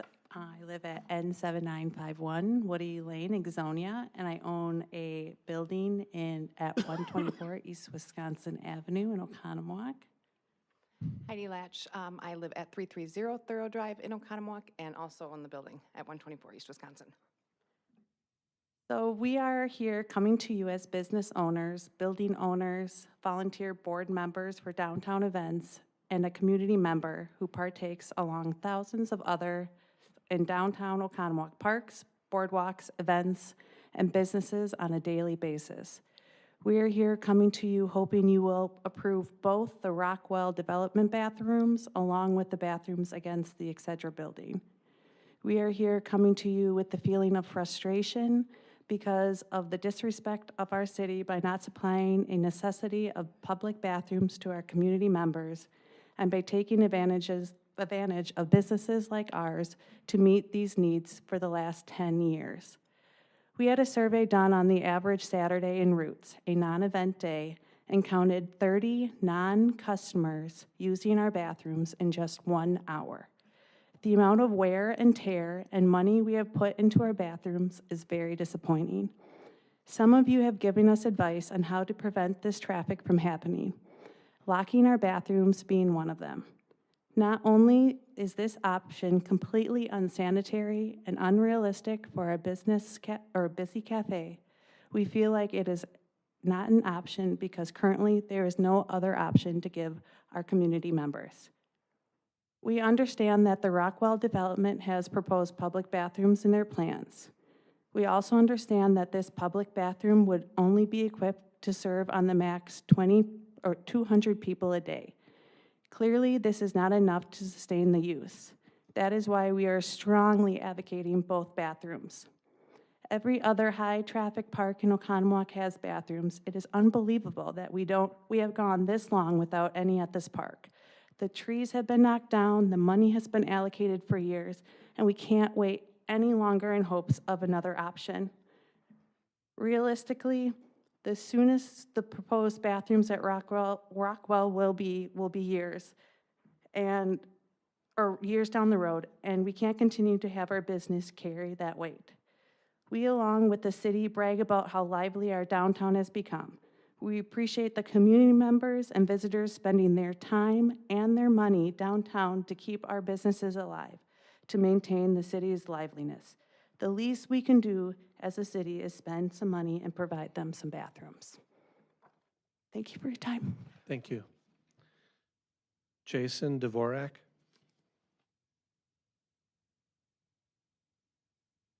I've heard some people have already left because of how long things have gone. So if you're not out there and you don't respond, I'll move on to the next card. Tom Speaker?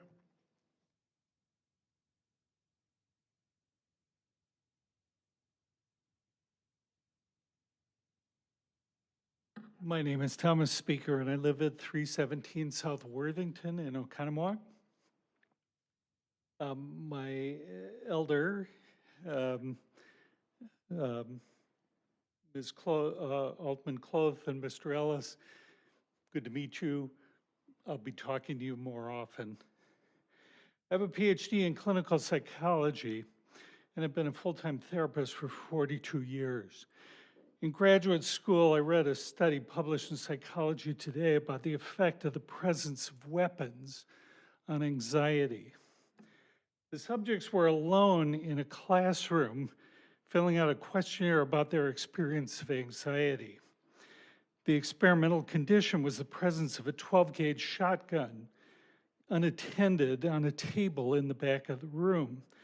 The subjects where the gun was present experienced significantly more anxiety in the moment than where no weapons were present. My response was, well, duh. The mere presence of a weapon raises anxiety. If we are experiencing anxiety, we are more likely to behave irrationally, including exaggerating our sense of danger and the likelihood we will use the weapon to defend ourselves, a fight response instead of a flight response. This increases the dangers of a particular place rather than reducing it. I plan to open carry my 12-gauge shotgun to this meeting to show how ridiculous it was to carry a weapon.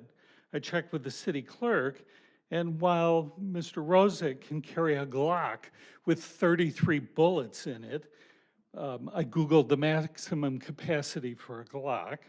There's a city ordinance against open carry of firearms, including firearms and knives. I own a couple of swords. I have no interest in obtaining a concealed carry permit because I don't want to carry a gun, because I don't like being anxious. I have no need to be prepared to use deadly force to protect myself, because I am far more likely carrying a gun to use it when I have lost my mind, which happens from time to time when I fly into a rage. Many people have never seen me angry, but I blow my top from time to time, and I don't want to have access to a deadly weapon when I'm out of my mind. Alder Rosick said he should be able to carry a gun in the community center because 10 feet away, we don't have a problem with him carrying one. Let me go on the record and saying I have a problem with him carrying a gun at the beach. Thanks to our gun-crazy legislature, I can take my loaded shotgun to the city beach, and the council is powerless under state law to prohibit it. I don't do that, although I legally can. Why? because I respect my neighbors, and I am intelligent and compassionate enough to understand that a weapon at the beach would make my neighbors uncomfortable, so I sacrifice my right to carry a gun in order not to make my neighbors afraid. I'm going to That is have how you I wrap roll. it up when you can, please. Yep. I am considerate of my neighbors, sacrificing my right to make them feel safe. Mr. Rosick, if I hear Wayne LaPierre quoted again, I'm going to lose my mind. There were 2 armed guards at Columbine High School, 1 at Marjorie Stoneman High School. How many were there at Virginia Tech where 32 were killed? How many at the casino in Las Vegas where there were 59 killed and 500 wounded? And one of the victims in Buffalo this weekend was an off-duty police lieutenant who was a guard at that supermarket. The reason we don't need guns in City Hall is to avoid assassination of city employees by irate taxpayers who might otherwise just holler. If you feel the need to carry a gun in this meeting and you are not law enforcement or James Bond with a license to kill, who do you need to defend yourself from? Who are you afraid of? Thank you. Thank you very much. Mark Justman. Mark Justman. Paul Schmitz or Paula Schmitz? I'm not sure which. Paul or Paula Schmitz? Paula, she's gone. She's gone, okay. John Sutner? John Sutner. Andrea Shredneck? I may have not pronounced your last name correctly. Okay, thank you. Dr. Andrea Shrednick, 215 East Pleasant Street, Fowler Lake Village, Oconomowoc. I want to speak to the Rockwell project. Living at Fowler Lake Village has been an amazing experience. I moved here from the city of Delafield in late September, and I can't tell you how much I enjoy living here. The view, the people, the activity, it's a wonderful place. The boardwalk has always, always got people on it. And I think as a resident, to have an additional residency across the boardwalk is only going to add to the dynamism and dynamics of what goes on living in downtown Oconomowoc. I know there's been some question about the height of the building, and I looked today at Draper Hall is 5 stories high. Our building is 5 stories high, and it doesn't interfere with anybody's view of anything. I'm on the north side of the building, and I have a great view that's not going to be interfered with by any of the other projects, so I wanted to speak to that. Thank you. Thank you. Bob Jeffers?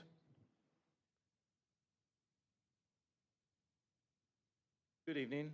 I'm Bob Jeffers. I live at 515 Greenland Avenue, Oconomowoc. And I am here just to put in my 2 cents regarding the Rockwell project, which I'm 100% in favor of. I've lived on Fowler Lake for the last 3 years, so I'll be almost directly across from the new development. I live in a 100-year-old home, so I'm kind of biased architecturally. I love old homes. And I know the little bit I've seen of the project, the drawings are fantastic. The building's beautiful with a lot of upgrades. And I've also got to know Jeff Screama a little bit just in the near term here in the last year. And I just want to say what a quality person he is and a man of integrity. And I know what he tells the city he's going to do it. He's got excellent taste and he's a man of his word. What I like most about the project is I do a lot of walking in Oconomowoc, as a lot of people in Oconomowoc do, especially on the historical walk around Fowler Lake. And it's just amazing if you go down the Isthmus and turn on Lisbon, come down Greenland, come back on Pleasant past the new Fowler Lake Village, and walk across the beautiful boardwalk, and then that comes to an end, and what do you look at? Nothing but a big eyesore bunch of dilapidated buildings that have been sitting there the full 3 years I've been looking at them. And if Jeff Screama hadn't come along and this Rockwell project, who knows how long they would still be there. Downtown just has too many good things going on. It's a beautiful city. And it's just bothered me personally that to me was the final link to really solidifying a beautiful lakefront in downtown Oconomowoc, let alone I'm hearing now there might be a restaurant, a boutique grocery. I'm getting up there in age. Everybody, I've met a few people that said, I see you doing your yard work all the time. Well, I'm getting to the age where I'm kind of getting sick of it, and I'm going to start looking at condo life. So it'd be nice to have some other options. So, so with that, it's a shame that more people didn't stay because it got so late, and I think they were thinking that there was going to be a presentation on Rockwell, and then we would talk after that, because there was a lot of positive talk going on, and they're all gone, which is a shame. So, but anyways, I think I would encourage you to go along with the project. I think it's going to be fantastic for the city and people coming to visit our beautiful city. So, thank you. Thank you. Kimberly Campbell. Kimberly Campbell. Jim Welch or Wilkie? I'm not sure. I'm sorry, Jim, I had a hard time reading your last name. Might help if I put my glasses on. Welch? Yeah. Welch, okay. Hi, my name is Jim Welch. I live at 1130 Creekside Drive in the city. And I too was, hoping to see some kind of presentation or just a hearing at 7:30, but the ancient newspaper that I consult on that had it wrong. But looking at the paper, I did notice that, I'm always expecting some monstrosity, to be built, and I haven't been disappointed a couple of times, but this place looks nice, the new Rockwell building, and again, for me, it's the scale. The buildings on Lac La Belle and the city community center, and then there's one across the street, on, I guess, that's still Wisconsin Avenue. There isn't much area for us who don't own property along these lakes to really see the lakes, and those effectively sealed off more of the lake. And there's very little public access, on either, Fowler Lake certainly does, but on Lac La Belle. And so that, that's a constant issue with me. And, I'm really glad that woman really enjoys her place on Pleasant Street. But again, when you're driving through, we see the back of it, and it looks like a jail to me. And so I really think that all these things have to be taken into consideration when you approve, especially heights. New York City, if you look at that, like, people got away with murder there, in some of these places. But, and on the other hand, they have to make these places a good investment. So the higher you are, and I think most people take that into account, that they're, they have to be somewhat in proportion. But the other thing is, I hope they don't see little businesses like bait and tackle shops and plumbing places as inappropriate for downtown. They're appropriate anywhere. And I don't want to see just all pretty buildings. I don't mind pretty, but like in Delafield, it's all sort of manufactured charm. And I don't feel any connection whatsoever with those buildings. And again, like, I like the way this building looks. I love that sign on front. That was a nice touch. So, and I have just I'm running out of time too, but just in general, like, how much building is going on here. I believe it was you, Mr. Mayor, who talked about trying to keep a small town feel here. And I almost feel that ship has sailed, because there was another thing in the paper about just, the things that are being built. There's 3 new developments they're talking about here. And I did sort of a quick calculation with like 2.5, 3 people or 2 people.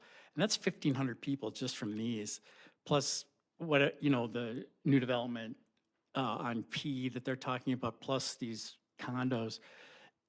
Whenever we were talking, whenever we see the 15,000 people in the city, I was thinking it's like at least 5,000 more. And already people are putting in place plans that are going to raise it much higher. So I would just hope that you keep that in mind.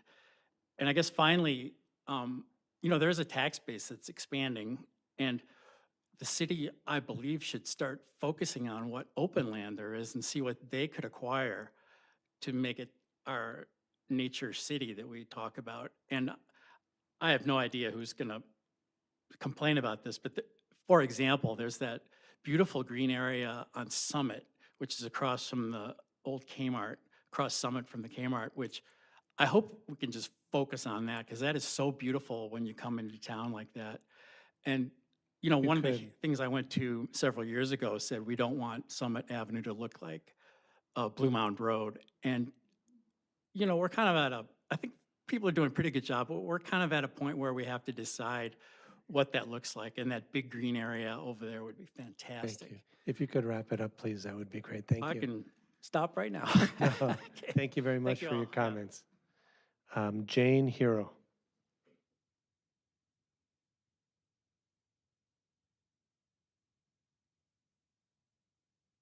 Hello, Jane Harrow, 425 West Wisconsin Ave, City of Oconomowoc.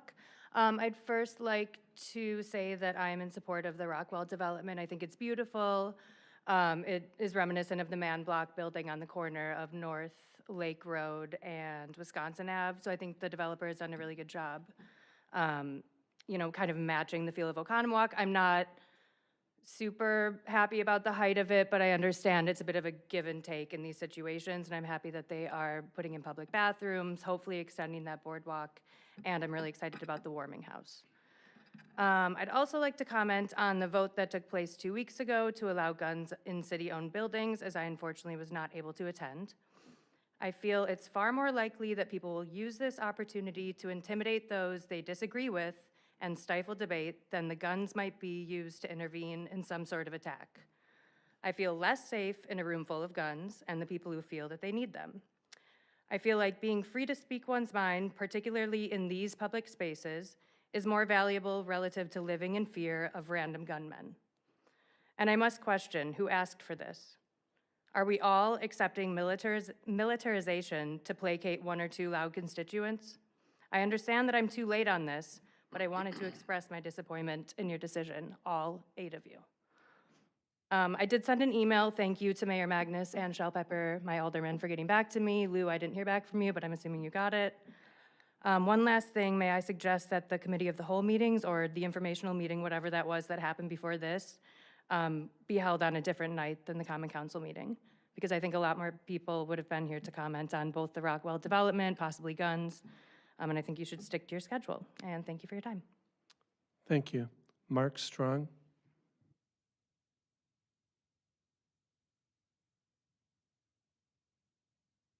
Good evening, thank you. My name is Mark Strong, 878 Timberline Court West, Oconomowoc. I'm here just to speak in favor of the Rockwell project. I had an opportunity to see some of the renderings, and I was very impressed with the quality of the project and the bringing together the past, the present, and the future for this project. I think it's high quality. I think it's a project that we can be proud of, and I think 30 years from now, when some of us won't be here, the Rockwell will be. And our children, our grandchildren will have a great space that the city has provided. And I think we should be proud of it, and I think it's a great project to get behind. So thank you for your time tonight. Thank you. Ron Fromming. Ron. Brenna Wagner. Brenna Wagner. Linda Flint. Linda Flint. Dave Mankey. Dave Mankey. Cheryl Luck. Home run, we got somebody.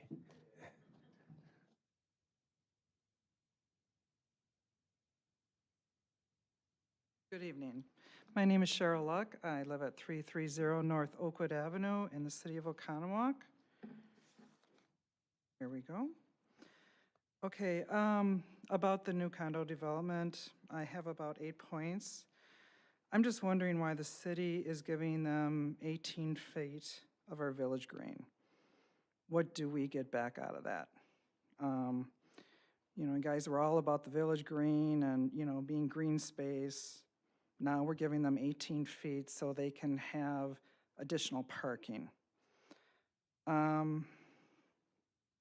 And with him saying that the village green will remain at the same footprint that it has been, that's not true. They're taking 18 feet.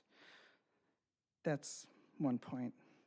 The height of the building, they say, is 70 feet, which is basically 5 stories, but the architect did say that they'll have another 10 feet on top of that for their patio, so that's actually 6 stories.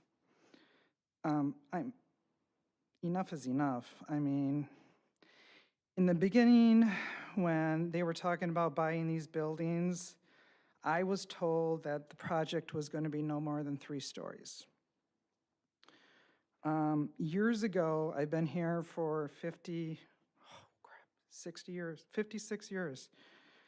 The city had some sort of a 3-story law or regulation. You couldn't build over that. I really think it's time for the city to go back to that.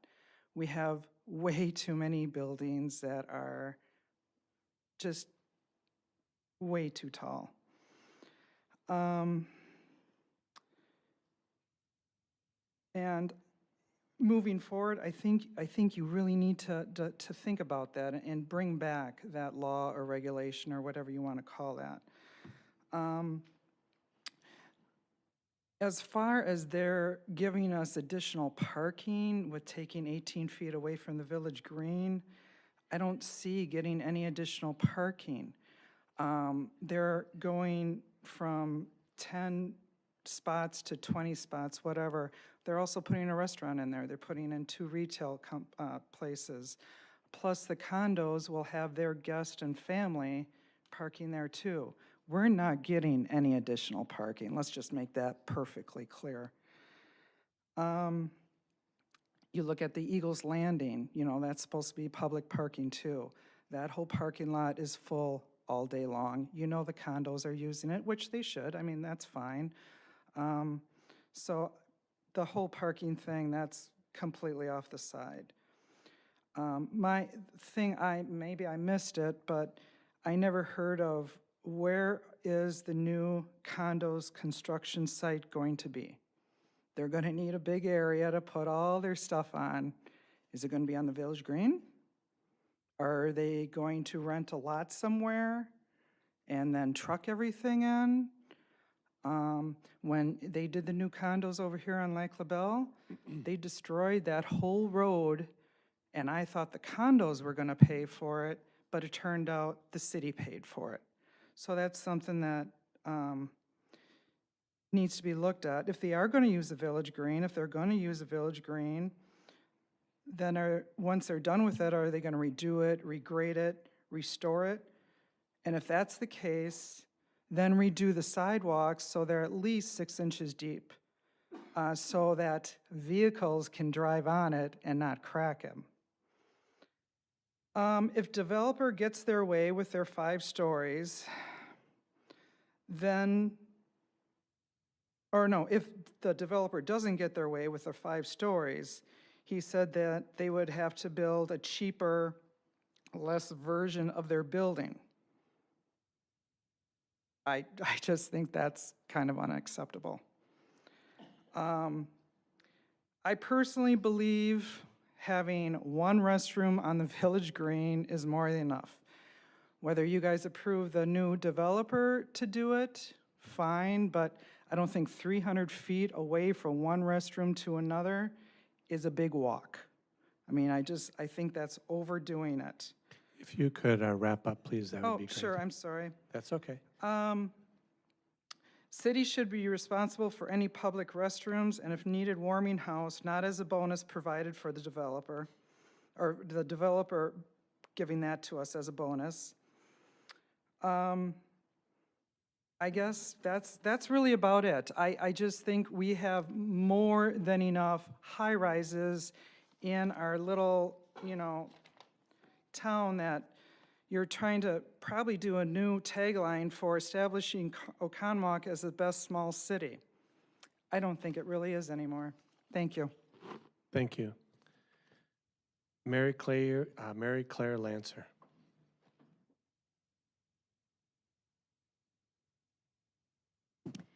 Mary Claire Lancer, Lancer Public Affairs, New Berlin. Just wanted to stop by and talk a little bit about how the outreach for the Rockwell project has gone. There is a report dated November 16th about the first round of visits to businesses and nearest properties, followed up in April 23rd, with a second visit. The first visit was to show people the first draft, the booklet, if you will, of what was being discussed, and also to gauge their preferences as far as the public uses that could be included as part of this development. When I went back in April, part of it was to show details that came in large measure based on the comments that were made to me and have been made to the development team since that time. All of the comments in those reports are verbatim. It's super low tech. It looks like this. One of these cards per address visited. So when I visited people a second time, I took their card out and wrote more on the same card. The cool thing about the second visits is that I met people that I had not found home the first time around. Everybody was given my card and told that I'm not here to razzle-dazzle them, that call me anytime. I'm all about accurate information and respectful feedback. So just yesterday, we had this meeting for the businesses. This was the invitation, and somebody asked earlier in the meeting, what did people have to say about it? And you got a little bit of report, and I'd asked people if they cared to fill out these little questionnaires before they left, and 3 people did. I just want to quickly say what they said. Was your visit helpful? Yes. Are there things you like about it? Bathrooms and parking are a huge plus. Love the public warming house aspect, a wonderful add and thoughtful addition to the community. Are there things about which you have questions or concerns? No. Was your visit helpful? Yes. Are there things you liked? Historic look of the building, boardwalk extension, condos to sell in downtown. Are there things about which you had questions? Want communication during the building process. Are there things that you liked? Architecture, restrooms, warming house. Are there things which you had questions or concerns? No. It was a really very positive meeting. Approximately 25 people attended, and they all have information as to how to follow up. We have another meeting, and I'm hoping that this gets the widest distribution possible, on Wednesday, June 1st, at the Oconomowoc Community Center in the lower level. And obviously, anybody is welcome to come to this. Once again, it'll be open house, so there will be illustrations all the way around the room and people to discuss what this entails and how they can get more information. And any outreach will continue at that level. If anybody has people that have contacted them that want a visit or a call or whatever, it's the same thing. I left my business card with all of these people and said, call me anytime. 10 minutes, 10 days, 10 months, 2 years, whatever. I will get you accurate information. People did accept and appreciated the outreach. They thought that was a really great step on behalf of the developer, and that same kind of respectful communication will continue. Thank you. Thank you. Patrick White. Patrick White. Couple of the cards I just noticed have comments on the back of them. I'm going to paraphrase just for the record what they say, and they can go into the record. They were both, one comments were for the Rockwell project in a positive manner, and also the need for both sets of bathrooms. Another was a business owner in support of the Rockwell project. Both bathrooms are important to them. Another one would like and would we be willing to adjust the setback of the 3rd or the 4th and 5th floors of Rockwell, and what are the floor and floor heights the building from the grade up. So those are just some comments. I can't respond to any of those. I'm not quite sure the intent, but I wanted to get those into the record. At this point, I do not have any more requests for comment. An open comment, does anyone else have any comments they would like to share? You could please bring the blue card in, please.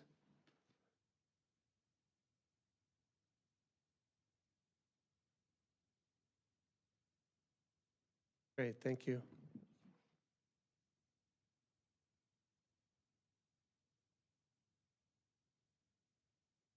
Good evening.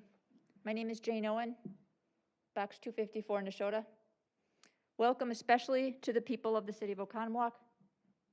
I recognize you because I have a copy of Paradise City, and your family's been in there for well over 100 years.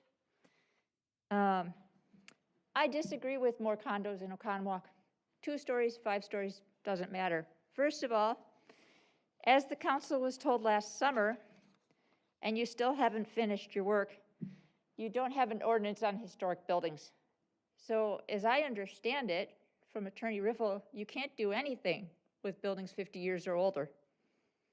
Even though one was torn down at city expense in about November or December for 5 figures. Many other projects around town haven't touched it. Don't have to wait for recommendations from planning, architecture, zoning. It's your job to do it. You've had about a year. No mention whatsoever about being carbon neutral. No mention whatsoever about making any LEED standard, much less gold standard, platinum standard, environmental. We can't keep burning. While I welcome new people to my community, most of them aren't year-round, have Florida license plates, have the property feed into an investment based somewhere else. Most of the money isn't spent in Oconomowoc, doesn't stay in Oconomowoc. What percentage of the goods that they buy and spend here are from products made within 50 miles of Oconomowoc? I'll bet it's under 25% for folks who don't live and work right here in the city, the geographic city, not just the mailing address, which extends over to Dodge County and other areas. The money's not here. The concrete is way too toxic. It changes the pH of the soil. You can't grow anything next to it. You don't keep dumping concrete, even if you change the direction of the graffiti on it, for riprap in the water to shore up the land. You wonder why we've got water problems. We've heard 2 department heads complain we've got water problems in the city of Oconomowoc, but I haven't heard anybody address it. Lastly, I appreciate development investment in our community in a smart, open, transparent way. Is this a private equity firm? We never know who's behind it. Or venture capital funds. How about a hedge fund? Return on investment in those is 15 to 25%. And we have no idea who gets it and where's it going. The height of the building doesn't fit anywhere on that block. The current height, if you look at the far left and right side of the building, 1879 is still on there. Peter Close. Gorgeous windows, small, you could tell. Local business, renters upstairs. Same with the north end. The current design looks, frankly, from coming from an architectural family, my grandpa worked for Eschweiler, looks nothing like a building from 1879 or even 1920. It doesn't meet the standard. If you could wrap it up, please.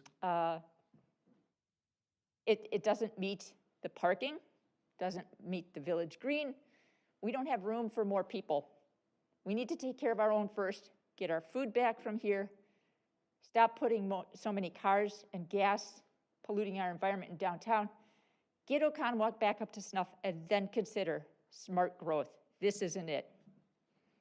Thank you. Are there any other public comments? Anybody that wants to make public comment?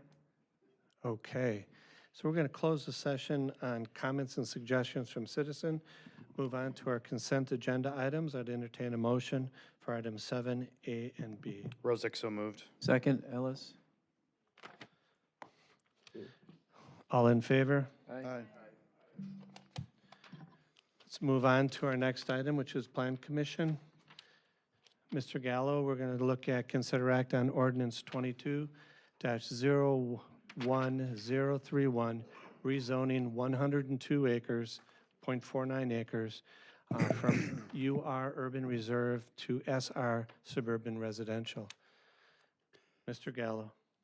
Thank you. We have an ordinance that's in your packet for this rezoning. We held a public hearing on this earlier. We did hear comments about road connections and traffic impacts. There is connections. There was a slide that showed roads heading to the north as well as to the east.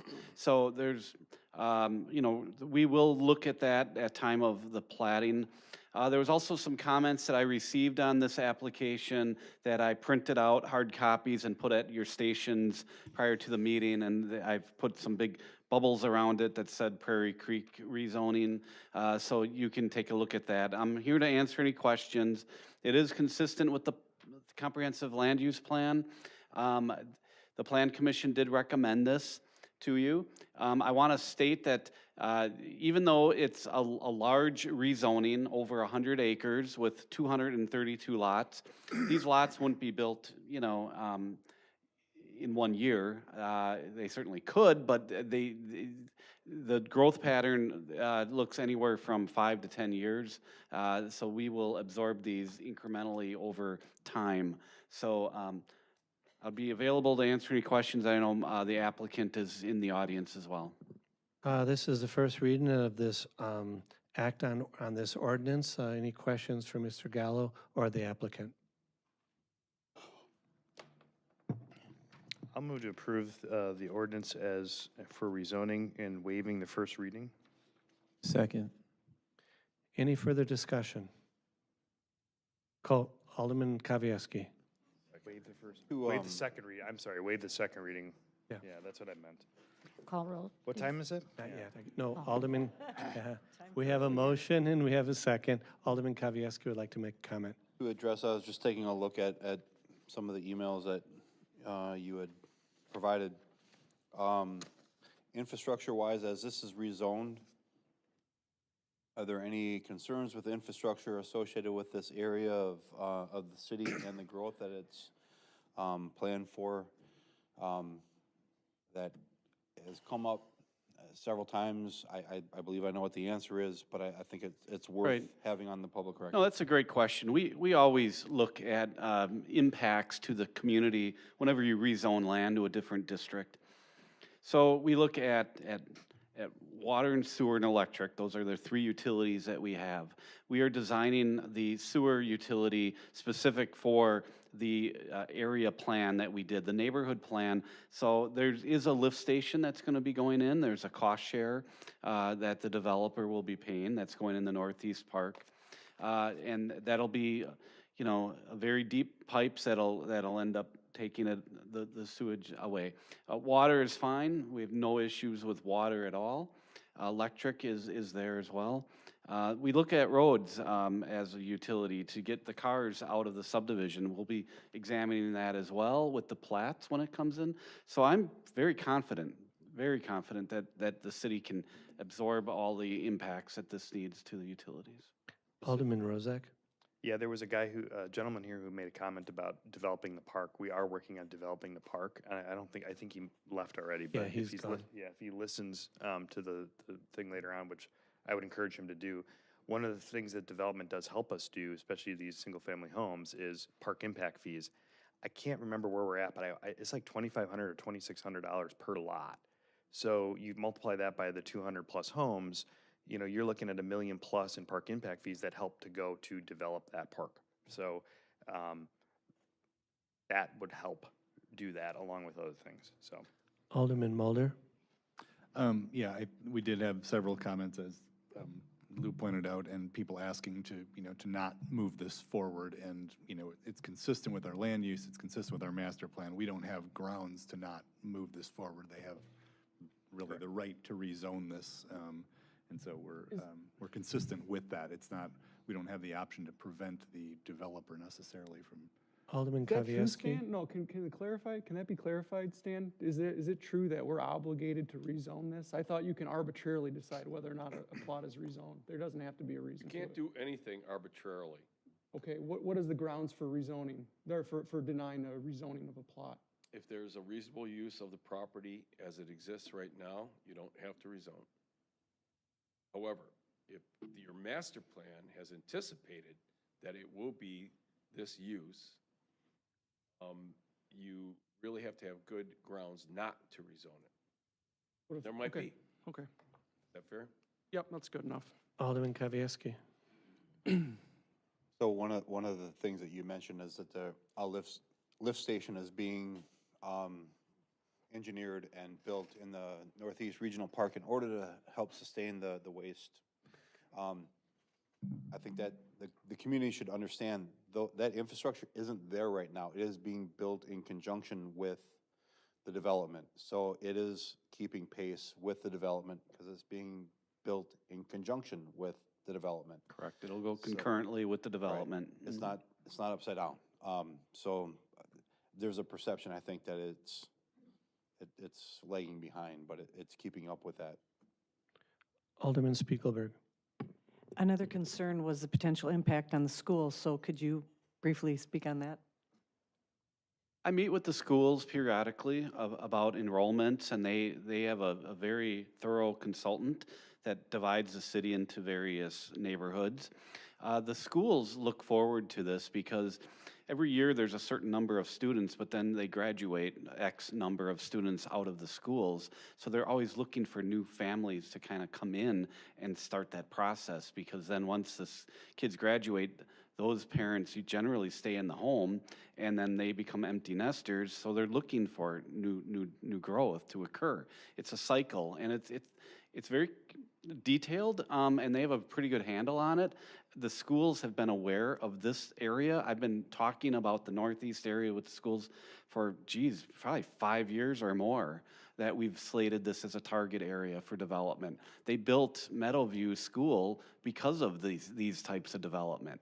So they are fully aware of it, the impact. They're actually looking forward to getting this development.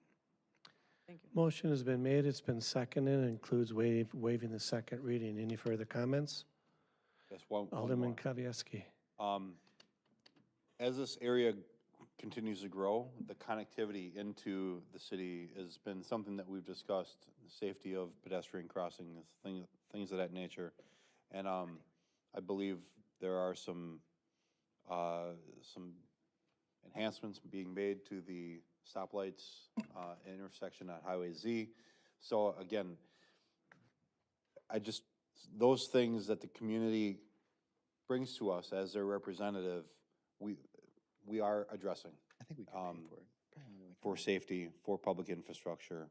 This is planned. I support this fully. Any further comments? Call roll, please. Alderman Mulder? Aye. Alderman Shell Pepper? Nay. Alderman Kavieski? Aye. Alderman Douglas? Aye. Alderman Rozak? Aye. Alderman Cloth? Aye. Alderman Ellis? Aye. Alderman Spiegelberg? Aye. On to our next item, consider act on the conditional use permit for the U.S. Cellular to construct 2 cellular towers located at 965 Cannon Gate Road. Mr. Gallo. Thank you. We did hold a public hearing on this earlier this evening. There was one person that spoke against potential health impacts on the tower. There was language listed that they're going to be placed on a sign. I wrote that condition. I took the language off of an existing signs that we've been putting up at other facilities in the city. So that was just standardized language that I had. I mean, we can change that. The sign can be altered in any way that you want, but that was to be consistent with the other signs in the community. Other than that, this is 2 wood poles, and that they're over 20 years old. This was approved in 2001, and they would like to upgrade it to, I guess, structures of the same height. And the Plan Commission did recommend this, and they did recommend approval of this application. Mr. Gallo, I have a question for you. Comment was made of a potential annual monitoring of this. That's way out of my skill sets. Is there a need? Is that something that should be investigated further by staff? Well, I don't know if we can do that because we don't have that standard in our ordinance for the conditional use permit. If that's something that the Common Council wants to create an ordinance, that would be a standard that we would have. I would have to refer to Stan about, you know, There's a legitimate, health-based, safety-based reason for it. Doesn't have to be in your ordinance. If it's consistent with federal law, which I don't know. I mean, the first time I heard that this is a potential application of federal law, that's something that the council wants to include in the conditional use permit, that there be an annual test of the, a test of the health effects of that based on some criteria that's in federal law. You can do it. I would note that this thing is on the pole on a hill that's probably half a mile from anybody that's ever going to be anywhere near it. Alderman Kavieski. Does this prohibit potential future use of the hill if it were to be re-engaged in previous use, like a sledding, ski hill, any of that? I don't think I'm eligible to answer that question. Well, I mean, it's there. They have a right to be there. They have a lease to be there. They've been there for 20 years. It's not going to change. It's really whether or not you can put in this one additional criteria, this one additional. The applicant was here, the engineer that works on towers. He might have a better answer on that. I don't. So. Yeah, if he's here, if he could come up, that'd be great. Not here.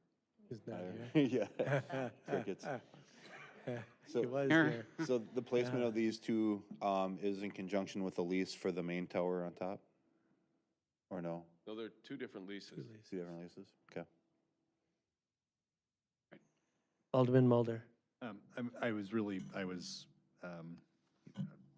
hadn't caught the signage language before, but bringing it to our attention, I think Jill did us a bit of a service. We're exceeding FCC rules. Is that a recommendation? Is that a law? Are we in violation of something, or we just have signage to do kind of CYA? To scare people. We may be. Keep people away. May exceed. Beware Okay. a dog. So it's not. That's the standard language that's on the sign. I don't think they Is are it on allowed all to of our, exceed. is it on all of our towers? The recent ones, I can't speak on ones that I didn't approve, but we've been asking them to put signs. It's a common, like a warning sign on just to kind of keep them away. I understand that. It is odd that we say we may be breaking the law here. It is a strange sign to have. I know you're just following, but it is a strange wording, just to do caution. We're violating the law. That's not what So it's. you might, isn't it? It's saying may exceed what's legal. We Their may be, sign, first of all, not ours. right, it's their sign. So they would be Okay. violating the law. I if thought it was they a are sign that we violating put the on it. law, It's a not sign us. they put No, on. we're requiring that. We're they put it requiring on them there. to put that sign on it. Right. Alderman Spiegelberg. However, one of the reasons for the confusion is because the FCC has not updated their standards for these emissions since 1996. And a couple years ago, we unanimously passed a resolution here in council to demand that they do that, along with thousands of other communities around the country, and they still have not updated their standards, so. So it's kind of the wild, wild west. We don't know, Look, I'm sorry. Alderman Rozak. I don't think we should be adding additional standards to a CUP that's already been applied for, that there's already been a public hearing at this point in time. We have our CUP standards. If we think the CUP standards need to be looked at, we should look at them at a meeting of protection and welfare, or whoever would create that standard, whatever we did last time. I think we redid these standards a few years ago via committee of the whole. We redid all our CUP standards. If we think we should add something, we should have that debate then. I think it's unfair to an applicant to do that now, and really all they're doing is kind of replacing the poles, right? Right. So I'm gonna move to approve unless there's any other comments, I'll move to approve the CUP and that they are substantial compliance with the conditional use permit standards and requirements of our ordinance. I'm seconding that. Alderman Shell Pepper. Yeah, I'd like to see a standard added for future CUP regarding the testing of emissions annually and the posting of those emissions to the company's website. No, and heard loud and clear. So we have a motion and a second. Any further comments? Call roll, please. Alderman Mulder. Aye. Alderman Shell Pepper. Aye. Alderman Kavieski. Aye. Alderman Douglas. Aye. Alderman Rozak. Aye. Alderman Altman Cloth. Aye. Alderman Ellis. Aye. Alderman Spiegelberg. Nay. On to new business, consider act on Resolution 22-R 3037, authorizing the support of the Waukesha County application for congestion mitigation air quality, an acronym CMAQ, a grant for the Lake Country Trail to connect Oconomowoc to Watertown.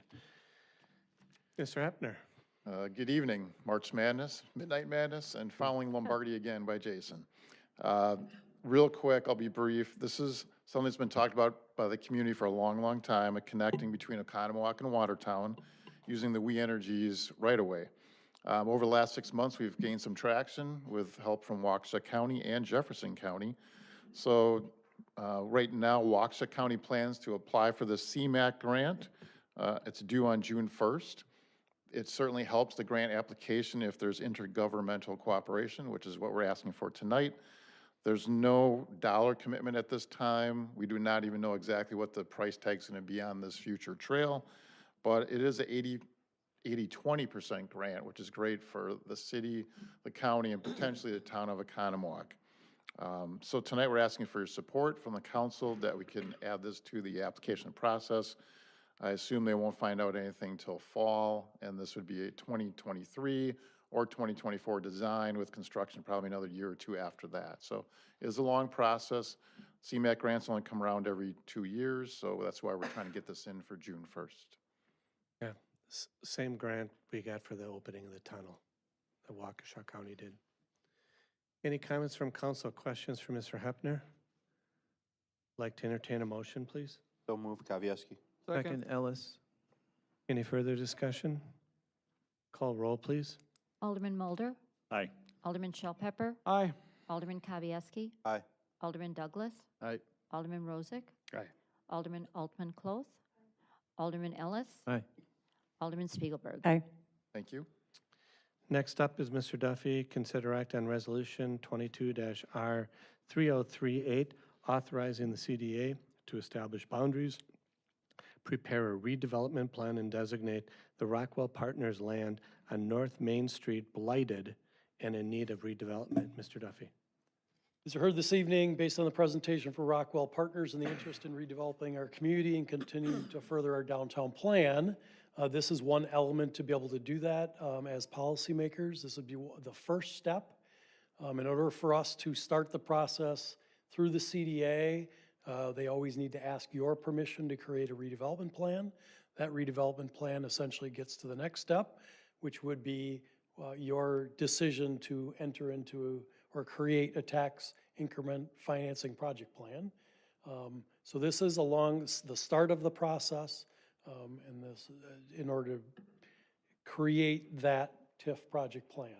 So, Do we have any questions for Mr. Duffy? Alderman Rozak. Yeah, this is the same process we used for other past projects, including Olympia most recently, Bob? That's correct. Like to entertain a motion, please? So move, Kavieski. Second, Mulder. Any further discussion? Call roll, please. Alderman Mulder. Aye. Alderman Shell Pepper. Nay. Alderman Kavieski. Aye. Alderman Douglas. Aye. Alderman Rozak. Aye. Alderman Altman Cloth. Aye. Alderman Ellis. Aye. Alderman Spiegelberg. Aye. On to our next item, consider act on Resolution 22-R 3039, authorizing a referendum on August 9th, 2022, for the city of Oconomowoc to exceed the state-imposed levy limits for continuing services and additional fire protection services, beginning with the 2022 levy and on an ongoing basis. Lori? Can talk about the referendum.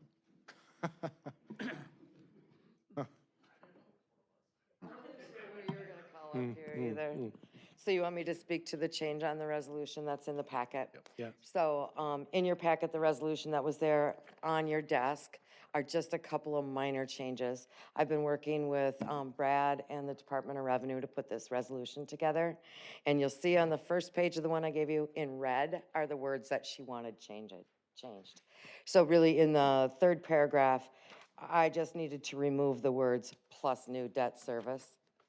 And then down a few more paragraphs in red, I had in there over the past year's levy, and she wants it to say over the current year's allowable levy. So those are the only changes I made, but I want to make sure that you were approving the correct resolution.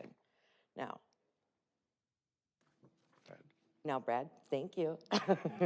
Oh, hey, Lori, can I ask Yeah, you? sure. Can Yeah, I ask go you a ahead. question? We talked before the meeting about a change to, I guess it would be the third paragraph under the be it further resolved, the explanatory statement and effective vote. And we've got that last sentence in there. After a no vote, the second sentence says the fire and rescue departments would continue to be staffed in the same manner as presently staffed. Is that necessary? I guess I could ask Chief And you Bowen can this ask too. Brad too. Did you talk to Brad about it earlier I didn't get a today? chance to call him before the meeting. I can but- tell you that Brad and I worked on this last one and went back and forth about what that sentence should say. And truthfully, if that sentence wasn't there, it would be fine. The only reason I say that is because based on the projection we've been given by the fire board and by Chief Bowen is that we continue to lose part-time people. Correct. Paid on-call people. So, I mean, if we don't do the referendum, that doesn't mean the staffing is going to remain the same. Right. No, and I agree. I think that we worked on this, trying to figure out what that wording should be. What about- But after talking to you and reading it again, it does seem to me a bit misleading to leave it in there. Chief, what are your thoughts? Yeah, and I'll echo that with Lori. We compared Pleasant Prairie, Fort Atkinson, South Milwaukee, Fond du Lac. It was 50-50. Some of them completely eliminated that last sentence, and some of them left it in. The Village of Summit did scratch that sentence from theirs. So they scratched that from theirs because they also had that same debate that you're having here tonight. And looking at other resolutions in other communities, it was 50-50 on that sentence being in there or not for the same reasons. It's not going to be status quo if we don't address the part-time and the wages and the staffing. So it's up to you. I mean, my preference would be to remove that last sentence because I think it confuses that explanation of the effect of the vote, is my personal opinion. Because the reason we're doing this is because of the staffing needs. If we say no, the staffing's gonna stay the same, that doesn't make sense. Right. Because that's why we're doing this referendum. Look for amendment? Yeah, I don't think we. You don't need we to don't make listen an to amendment, presentation just first. add it to the motion. Let's, here, Chief has some things to share. Do you want me to go through the PowerPoint, Mark? It's up to the council. Do every other slide. Got it. Just move fast. All right, so a lot of this, so for the listeners and for the community and those in the audience, the discussion of sustainable staffing with fire and EMS has been a conversation prior to even the consolidations. The consolidations have helped us cut capital spending and become more efficient with our operations. However, we knew that the model of complete volunteerism or paid on call and part-time was a challenge at the time and was going to become an ongoing challenge. So last year during the budget process, we appointed a task force, and that task force, Alderman Mulder was a part of that, as well as Mr. Fry and Lori from the city of Oconomowoc.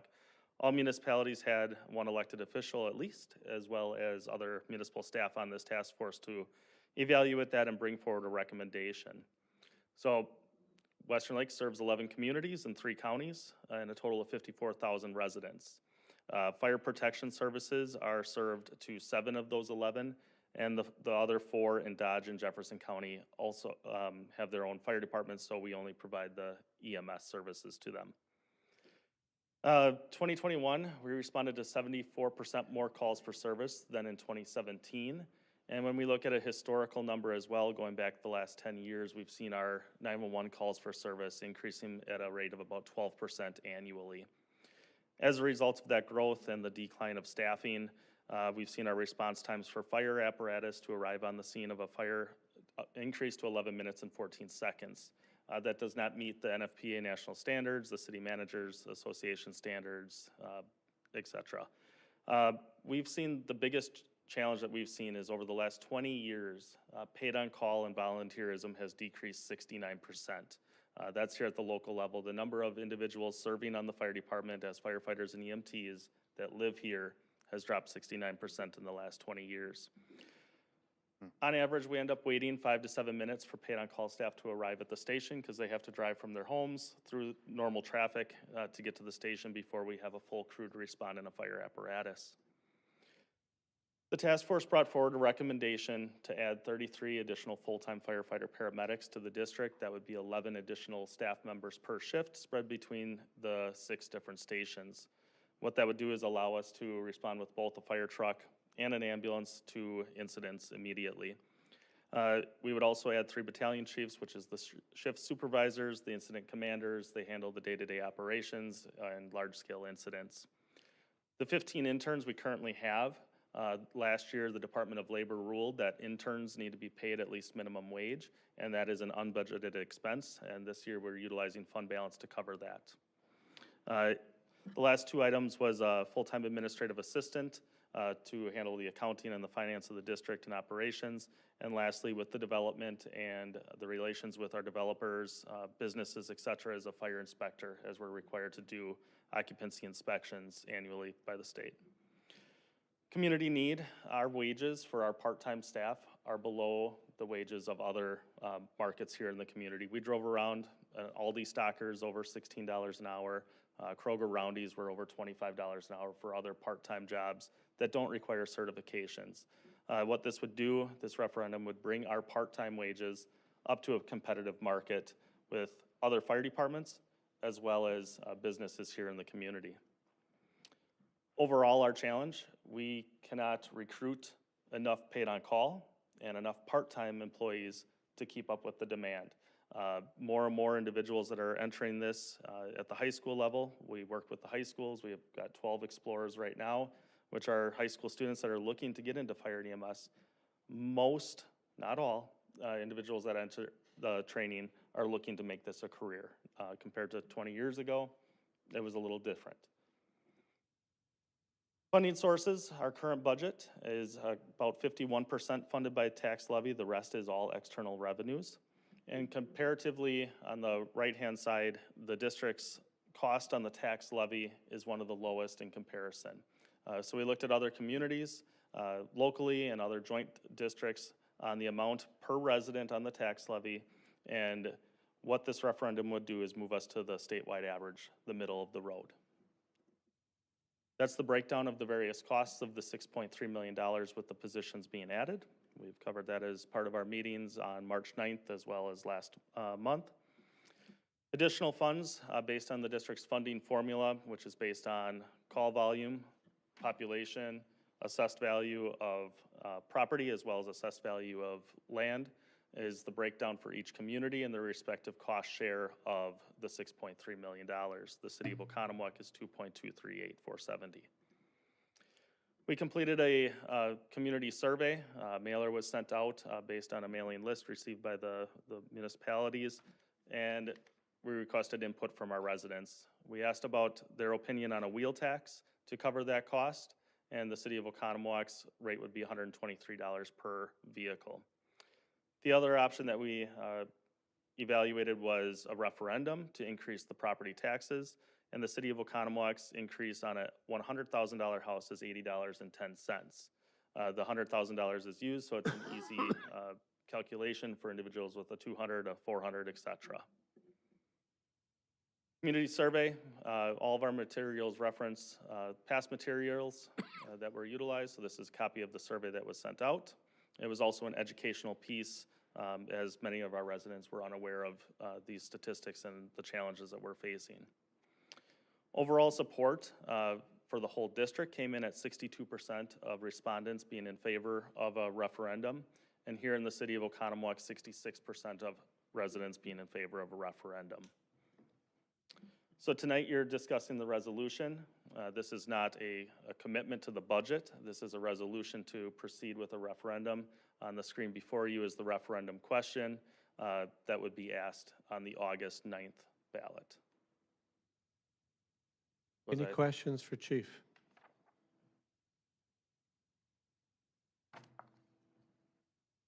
Like to entertain a motion?